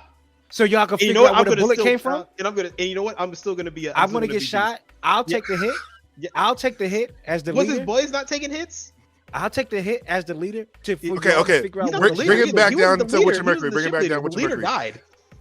All right. Bring it back down. Bring it back down. All right. So this is the opposite series of IBO. All these kids don't know what the hell they're doing, really. The fact that in the team battle, none of them were actually able to control or able to pilot well is because they're all engineers, right? Yeah. What you have here is a group of people who are not experienced in Gundam fighting or mobile suit fighting, trying to pilot mobile suits. So yes, no one here is going to be good at it. Suleto and Ariel was raised as, I don't know, best friends or whatnot, and sure, she may not be the best at combat because she's had limited experience with people. Her character is one of a recluse introvert who has never experienced the world or people. So her not really being able to talk, not being able to get things out. For example, for people who don't know, if you ever watch Bocchi the Rock, that's essentially the character. It is a character trying to learn how to interact with those around them. That's why her character is that way. Now, I understand some people don't like that. Some people like having a character that's already well able to incorporate themselves in the world because that's kind of how they feel about themselves. But for people who don't, people who are more recluse, this character is a match made in heaven. Second, I would agree that the bits are sometimes overused, but to say that they are the thing saving her makes no sense. She is the one controlling them at all times. She even talks to them and tells them, hey, remember in the last episode, she says, everyone, now's our chance, right? Hey, oh, you guys found, okay, cool, we'll go over here. Oh, all right. And then she calls toward the bits because she's using her new type ability. It's this, whatever in this universe's new type ability is. I'm not sure what it is. It may be just, it might just, Coop looks like it's melting. I mean, at this point, we have no clue. Is her and Ariel the same or is it different? Because if they're different, we don't know yet. Ariel's controlling them. I feel like she's more. If Suletta wasn't in the cockpit, would it work? We don't know, right? Elon got into the cockpit and he was able to go to what is it? Contact or Project 4, gambling type shit. Project 4, Project 3, right? But Jackpot he was 3 or some shit. Jackpot 3. I call it like jackpot or some shit. But this character is the closest character. This character I think is the closest to a fresh, brand new protagonist that Gundam has never had. An introvert who is now thrust to the forefront of everything and is trying to work it out. And all she has, because she's young, is her support system. What was her support system for so long? Her mother. And why does she keep using those phrases, everything like that? Because she's trying to motivate herself to go. Because she hasn't had anything else. And now that she's starting to get more support systems around her, you're starting to see her grow as a person. She's not actually stuttering as much. I know everyone's like, oh, she's stuttering. I'll tell you this, after episode 7, if you listen to her dialogue, she actually doesn't stutter. Especially in the last 3 episodes. Everything she says is about crystal clear as it can be. Right? She avoids subjects and she avoids people, right? But she's able to get her idea out when she's ultimately forced to. right? So she is progressing as a character as well. And I think, well, you two can't stand it. And I think that this is probably going to go down as a very good character piece of how to do a different type of protagonist than all of their Gundam correctly. Because if we go down the list of all the other protagonists, they're essentially the same. I mean, Mika from Iron Blooded Orphans, I watched it recently. I gotta say, Mika, I still don't know how the hell he got to the way he was. He's so detached mentally, emotionally from everything but Orga and the people of the Iron Blooded Orphans that it's kind of shocking that he's even able to function. I mean, it makes no sense to me. What is the other character? Kira Yamato. The problem with him really kind of stipulated from just he should have just died.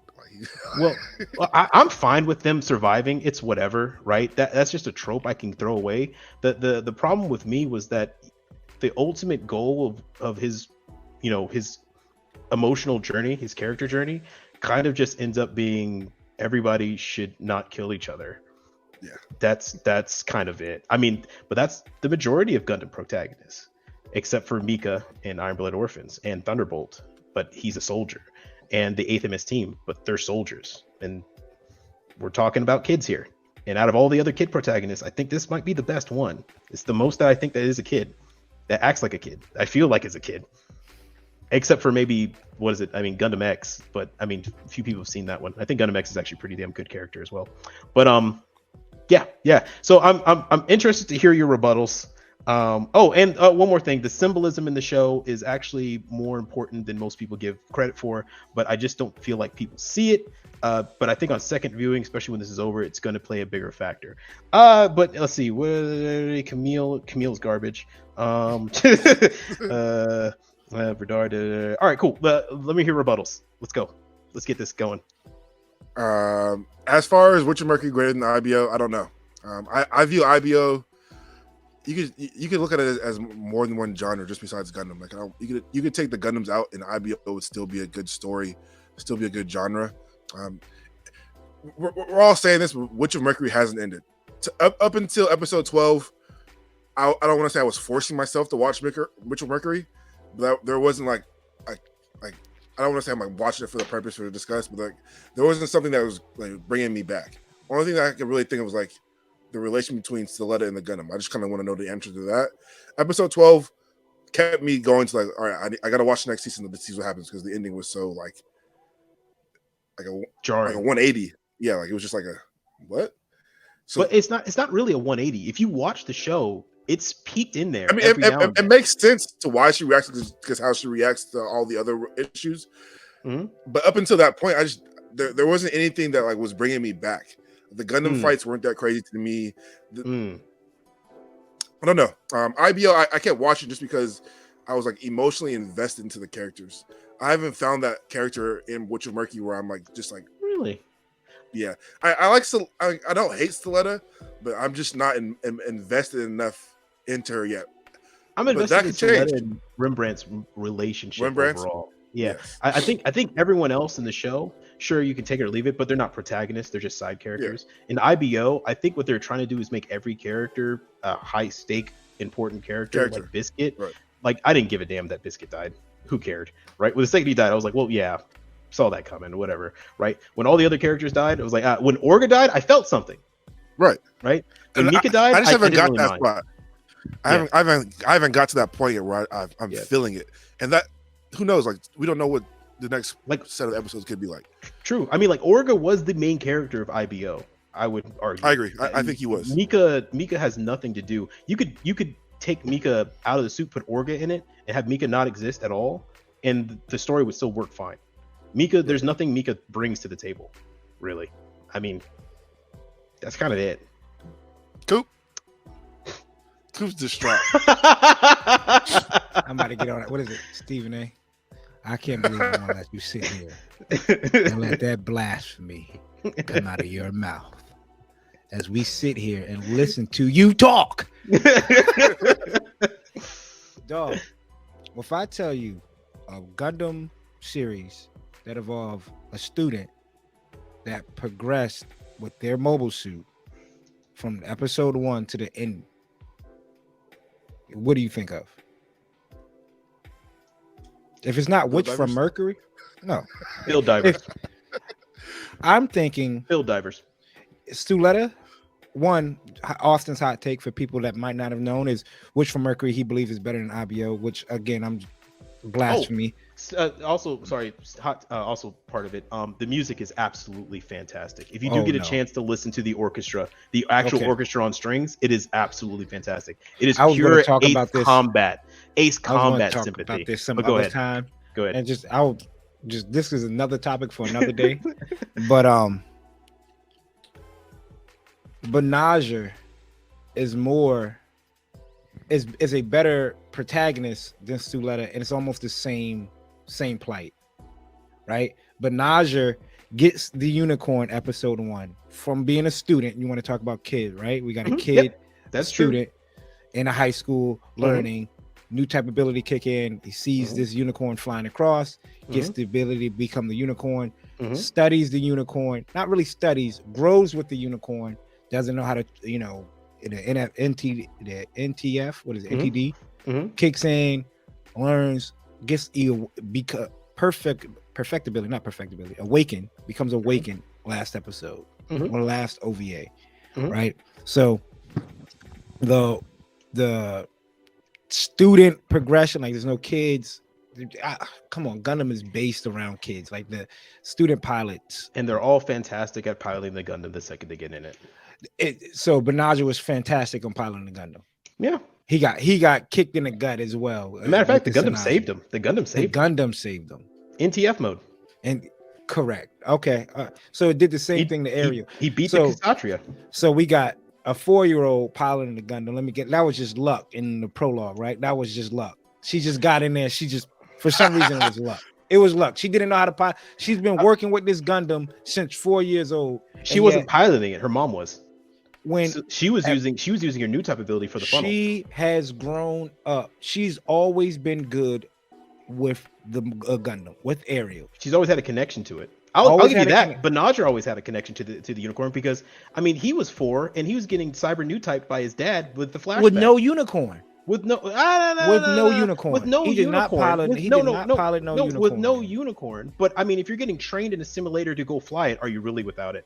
Yes. This pilot was trained from 3-year-olds to fly at the F-35, and then he gets in the F-35. But he didn't have the F-35. He just trained on a highly advanced simulator that mimics absolutely everything about it. But he didn't have the F-35. He just had absolutely everything about it except the physical objects. There's a difference between practicing and getting in the game. We all know that. We all know that. We can practice all day we want until them lights kick on and but the good thing is the game already been played and Benaja already won it. Nah, man. So Benaja, we have to figure out more about her backstory because we don't know what the fuck she was doing from. She's brainwashed by her mom. They have clearly. 12 episodes to tell us that. Yeah. They had 12 episodes to tell us that. We don't like you said. We don't know what her ability is. At least Gundam Wing, you don't really find out the new type ability. You don't find out the new type ability at all until season 2, which is the Zero system. That's fine. I don't have a problem with that. Did we ever figure out what happened to Benaja in his kid days? What happened? No, we never did. Right? No. Okay. No, I just want to make sure. I just realized. I just thought about that. I'm like, did we ever find out anything in the past about it? We don't know anything. I just skipped that over. Yeah. We don't know anything. So when he progressed to the very end and he was just like, "Don't kill people." It was a fantastic progression because we didn't know anything about the character and we still don't know anything when the story's over. Who's to say the same thing we don't know about somebody? Hey, you're right. You're right. We still got to wait. They can never touch on. But I can tell you this. I can tell you this from the hints that they're dropping. All the story is going to be about is it prospers. The way, the tone, the trigger words, everything that she's going around and the way that she acts. The fact that Rembrandt in episode Gundam Inc. when Rembrandt sees Prosper for the first time and hears her talking to Soletta and has that quirky look about her, trying to figure out why does Soletta suddenly act weird now that she's here? Why is things going over like here? Or whenever she's talking to or in a battle and everybody calls her a monster. Remember, we're all seeing it from their perspective, but from her, she's very happy and very smiling. Now it's all starting to come together in that last episode when you realize she's smiling through everything that's bad. So what if her mom has her killing? I'm stacking this sandwich 3 layers deep. No, You're just missing me. No, I want to know because Okay. I want to know the list. Who you put in above? Oh, the characters. Oh. Correct. Yeah, because you like CD said, you could for the IBO hot take, the fact that you could take the Gundams out in a story, Lofter, Shino, all the story that you get, all the other characters, a mafia movie, and I'd be just as invested. And be perfectly it's fantastic. It's fantastic. Correct. So it's for you probably to, a really cool mafia movie. And it's not a Gundam movie. It's not a mecha movie, but it's a really great. I mean, if they're making Godfather 3 anime, if we take Stilletta out of this, yeah, it would fall apart.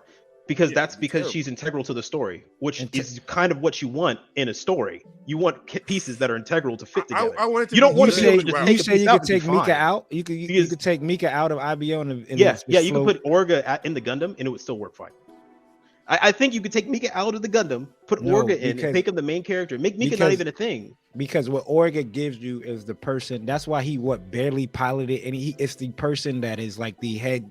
The guy sitting at the top of the table, right? Can you not give commands from a Gundam? Not make decisions like that. He can't make decisions from a Gundam? That's the whole purpose. Mercury better than IBO as just an anime series or just a Gundam series? You know what? That's a good question. That's another question. And you know what? I think it's better as a Gundam series than I think it is an anime series. Okay, so I think IBO is better as an anime series than it is a Gundam series. A Gundam series, IBO's Gundam series, a Leia Vignana system, you kind of understand what that is. Mm-hmm. That is their new type ability. You understand that early. We have no clue what I guess the gun format. I'm assuming that's the new type system, right? But maybe that's the purpose in which Mercury to get people to watch this first season so they can get you to the second part to explain it. All the stuff is explained in the second season. That's it. We're assuming. Same thing. We're assuming. IBO. You're assuming. IBO was the same deal. Everything was explained in the second season. Everything was explained in the first season. Yeah, you knew what their Leia Vignana system was. You knew that you cannot put this in your back without dying. In the second season of IBO, you see it fight that android AI thing. That's when you actually understand. Okay, this was meant to go beyond what the capabilities of people but you are, also know to fight this. But you also just being told something and showing something are different, right? So you can be okay. Never mind. Continue, Coop. This is all contingent on the second season. Of course, I understand. But maybe we should have saved this hot take to when the season right. Okay, then stack it again. Season one of Gundam Wing. I probably. What do you guys give season 1 first core? Because I don't even know if it's a season because it comes back in April, right? I think. Yeah, this might just be season 1. It's just part 1 and part 2 of season 1, which is weird. Okay. Yeah. Okay. So far, what I've seen, it's a solid C+ series. Okay.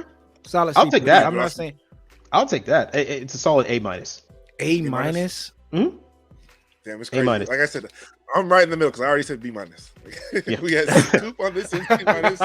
Austen on this end, I-. I'll give it to you that the fight scenes can be better. I think the fight scenes could be way better. The story could be a little bit better. A little bit better. I think it's hitting on all points in the story. I feel like they try to do what I feel like, which for Mercury is trying to take it so far different from not having that military and using business. I commend them for going outside their comfort zone. We have all these Gundam series that are war driven or a battle system driven. Well, now apparently war is about to be the main thing in that second one anyway. So we didn't get too far from this. I'm not a big fan of the dueling system. Like it reminds me too much of Yu-Gi-Oh, Pokemon-esque. That confuses me though, because IBO has a bunch of dueling in it. There's whole segments where they show off the duel. But that's a fight. No, that's a fight. What is a duel then? The fact. Do you think that in IBO, Mikazuki could go up to the pirates and say, "I'm going to put this on the line. What are y'all putting up? And if I win, we're going to be honor amongst we're going to be never good." Dueled. The pirates never dueled. I get that. What I'm saying is that whenever the good thing about IBO is that when they do the dueling system, they ignore it. They completely What's the dueling ignore it. There is no dueling system in IBO. Did you draw this? First episode. I wear a red cape. I put up this offer, and you put up this offer. right? If I went to and like I think it's like episode 13 or wherever, the crazy chick who's in love with the blonde head dude, she puts up a red cape. I duel you on the train when you're on the train. I'll duel you if you get this and this. That's not really a I dueling like system. Go ahead. But I like that is a dueling system. How is that different than the Witch of Mercury dueling system? Because the Witch of Mercury's dueling system keeps track of like how many wins. Like imagine it saying Mikazuki August 15-0. No, I don't mean like history track. I mean the actual function of the duel. Like it's one person. I think that's a war person, aspect though. That's putting the up war aspect of it. Putting up a challenge, then putting up an reward for your favor, and then that person doing the same thing. But then you start. But how is that different? That is the military aspect of the Gundam series, right? The difference is I can put up this, and we can both come back and we could duel about that shit later. IBO, you put up this, someone dies in that duel. There's no coming back. Like that's what duels are. But I think dueling systems. I'm talking about they're duels, but they're lower stakes. I'm talking about that doesn't change that the fact it's a duel. Correct. I'm talking about like that's what I mean. Yeah, I'm talking about like get to your podium. Like I said, Yu-Gi-Oh. Get to stand on top of the machine. Put your star chips on the line. I never watched Yu-Gi-Oh, so you lost me there. Put your cards down. So your turn. I believe, sure. I believe Pokemon. So. Like let's meet up in the middle. Let's go to this gym. I was never a big fan of Pokemon either. You got me there. All I'm saying is the fact that it's so like I'm not maybe because it's new. It's almost like that build fighters. Like I'll meet you in the middle. You know, we're going through this tournament. I'll place my Gundam down. You place your Gundam down. We'll have this fake artificial battling field. Let's fight. That to me is. I'm not a big fan of that. I'm not a big fan of that. I would say maybe if I watched Yu-Gi-Oh, I would probably have liked it then.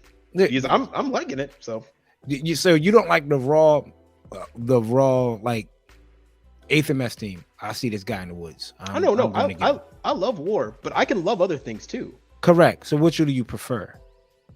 Both in the same scale. I mean, they both in the same scale. Yeah. Which do you prefer? Both in the same scale. Which do you prefer? Austin? I can like if they tell you to build a Gundam show. How is the fighting aspect? If I build a Gundam show, it wouldn't real involve, world combat. If I make a Gundam show, it wouldn't involve any of this, like neither war or anything. Okay, else. But if Bandai is sitting with you and tell you we typically have this. Let's not have Bandai sitting there because they would be like, what makes more money? whatever the case. Here is the battling system. Do you want real world aspect like you see? Or do you want the build fighters aspect where you place a Gundam down and place it? Because that's where it typically is, right? Like build divers, battle log, even the live anime, not the live show. I wouldn't go with the war aspect only because it's been done to death. There's nowhere else to go with war, really. So just straight.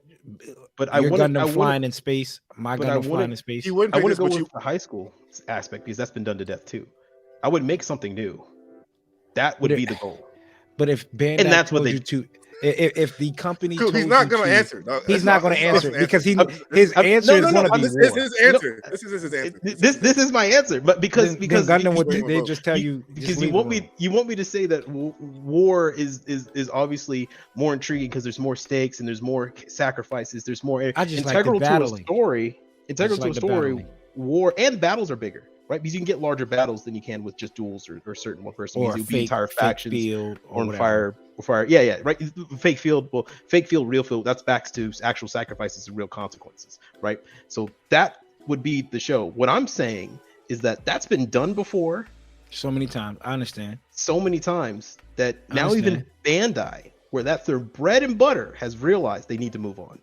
And they tried moving on years ago. So the battle log system. I mean, battle log. Hey, battle log was not good. Build Fighters. Build Fighter Re-Rise was the only good one, and Build Fighters one was all right. Build Fighter was okay, but Re-Rise was the best one out of all of them, hands down. And that's because there was actually real sacrifices. And then that live adaptation with the never seen it.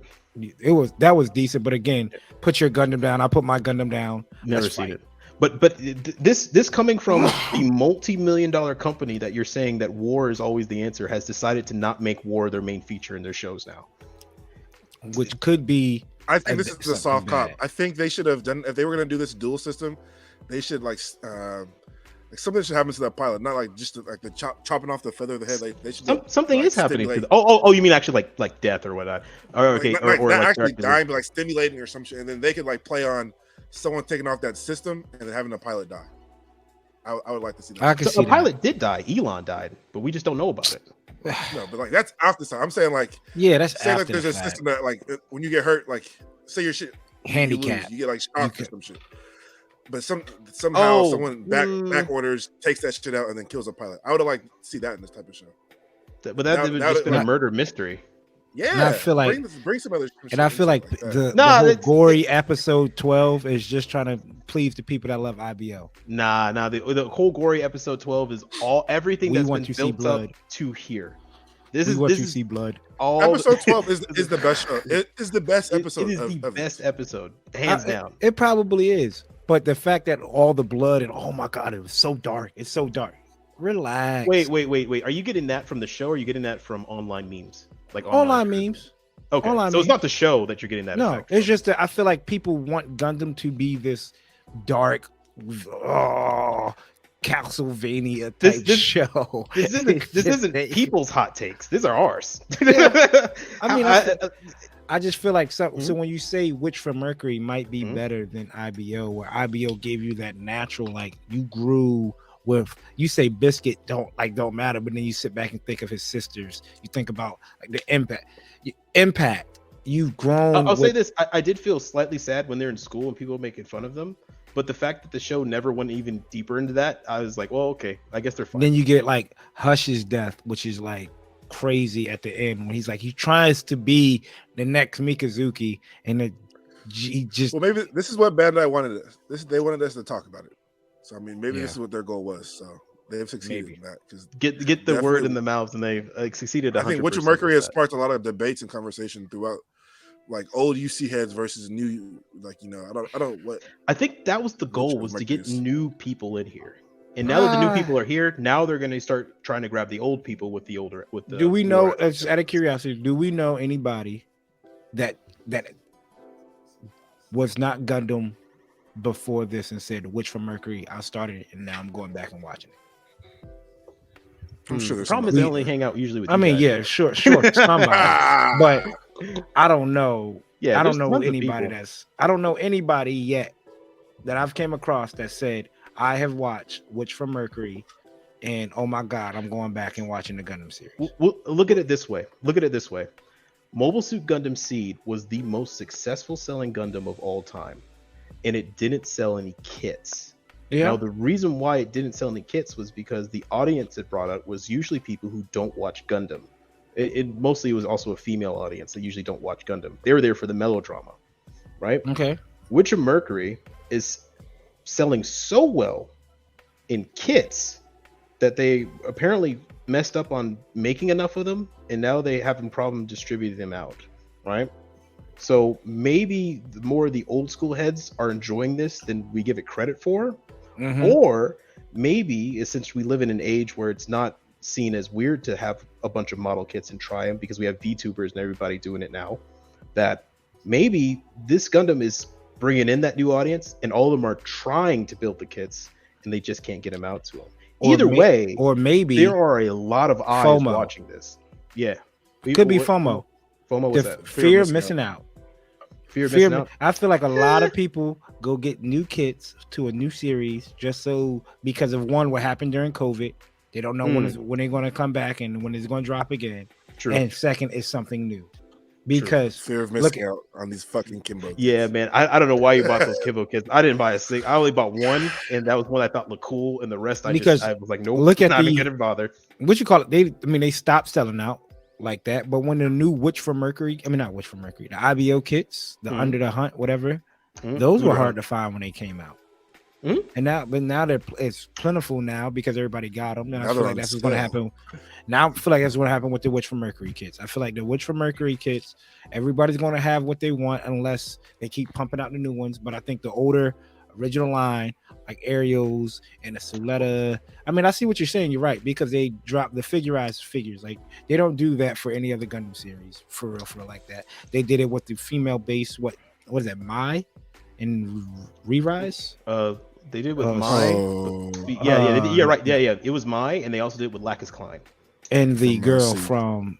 They also did it with the girl, the brunette girl with the bear, right? Try from Bill Divers. Was it Try? From Try. Bill Divers. The jumpsuit. Bill Diver. Yeah, when she in a bikini.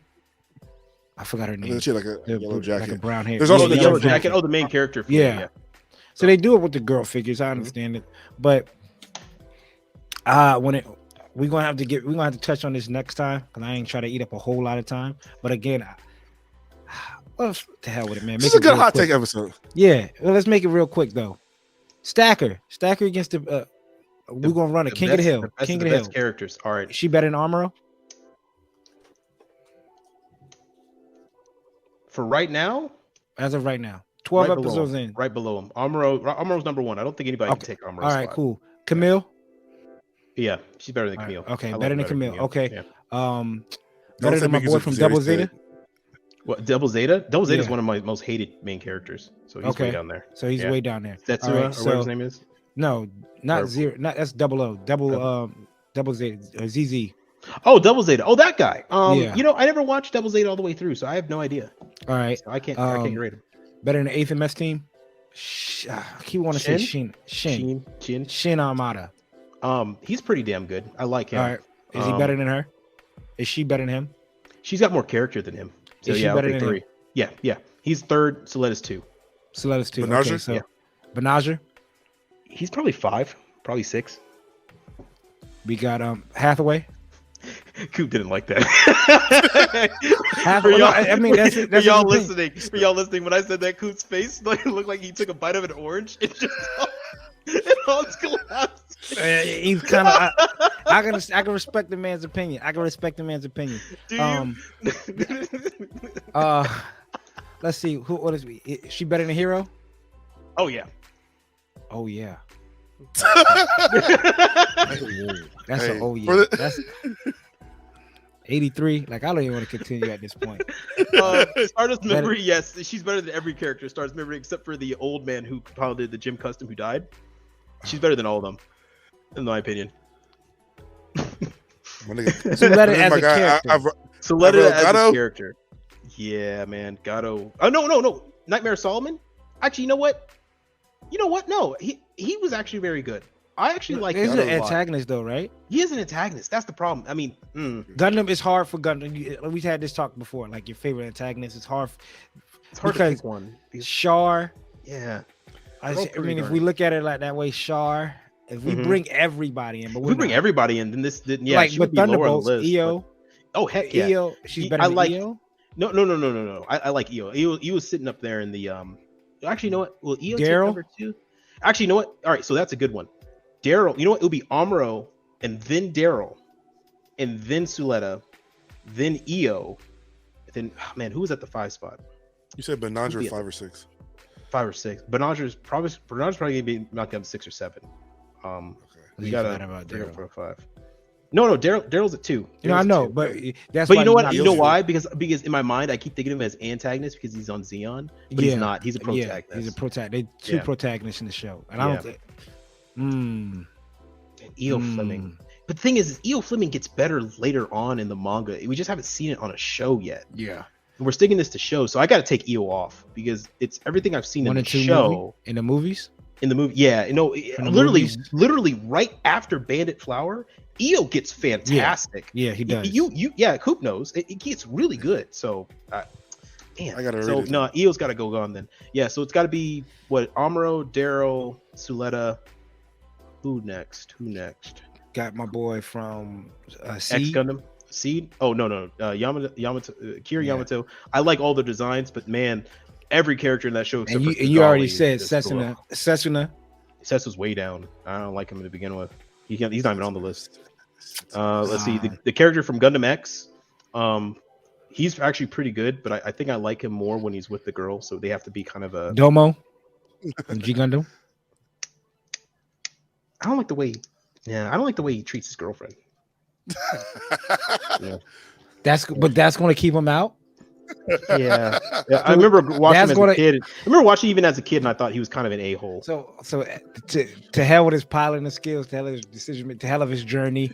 The fact that he treats Rain fucked up, we're not even going to put him in the top 5. He's part of the problem that everything went bad too. He's kind of the reason the whole Devil Gundam got a better pilot. He really is. People. He really is the. Comment below.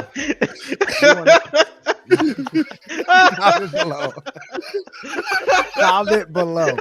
Please comment below. Please comment below. Bro. We want to know your top 5 protagonists and where does Suletta sit as of right now. And if y'all want to sit back and say, if you want to throw a caveat in there, just say season 1s of every Gundam series, sure. Because you have Amuro. We're not going to compare her to Charge Counterattack Amuro. That's completely different Amuro than it was from the original Gundam series. Then you have Amuro, Darrow, Hero, Mika, and Shino. Not Shino, my boy from 8th MS team. That's my 5. I'll say if they had the same energy of episode 12 throughout the whole show, which is they couldn't do it just because they have to build up to it, I think it'd be a lot better. Episode 0 set us all up for what could possibly be an episode 12 delivered. Yes, episode 1 through 5, you got to be real. I was like episode 1 through 5 is all peaks of what the hell is going on, but leaving little tiny tricks of there's some certain things here and there that aren't right. That's my and top then it all 5. Becomes and then it all goes together. And then Benaja might round out 6 as looking in. The music in Witch Mercury, by the way, is better than I think any other Gundam series, except for Intro's maybe trash. Oh no! I don't mean the intro and outro. I mean the actual orchestral pieces. I never judge intro and outros for any anime. It's actually because there's just so many of them, and it's hard for me to really judge which one's better. I like catchy tunes, but I don't think. Do you guys listen to the intros and outros of all the animes every time, or no? Do you skip it? No, I listen to it one almost time. all of them, except for Cowboy Bebop. I give everybody a shot. Yeah, except for Cowboy Bebop. Bleach's first one is dope. Cowboy Bebop's is dope. Raise Your Flag. Raise Your Flag is really good the first 3 times. Dust is dope. Yeah. All intros and outros on Gundam Wing fire. Yes. Everyone gets one listen, and then after that, I'm skipping. Yeah. Unless it's dope. Yeah. Unless it's dope. But the orchestral music is dope. Rhythm and Motion. I got Rhythm and watch Motion every time. With the beat, come on, you gotta have the beep in there. Comment below, people, y'all top 5 protagonists, and where does Suletta fall? And give us some hot takes of your own. I want to hear some other hot takes. Be polite in the comments. We were very cordial and polite with each other. Right, yeah, polite. Also, I still want to say Hakushiki is Char's best suit. Bye. Actually, I agree with that. He can't wait. He just couldn't wait to. Nah, I'm not agreeing with that. Damn you, man! And we can't wait because we're gonna go sides B on that, or the original red comment. You're tripping. Mark 1 or the Zaku 1 or Zaku 2? Zaku 2. Okay. Origins until the end. You're tripping. The only man to pull off an all good seat, Hakushiki, dog. The only man to do what? Pull off the all gold, the original all gold. I don't care about. It's right there. When we were just talking about G fighters, their gold suits. Hakushiki gold suit right there. Hakushiki better than the Phoenix. And go in there and tell that lie. Go in there and tell that lie. And he did it. He looked me dead in my face and said Hakushiki better than the Phoenix. Hey, I thought we don't like suits that save the protagonist.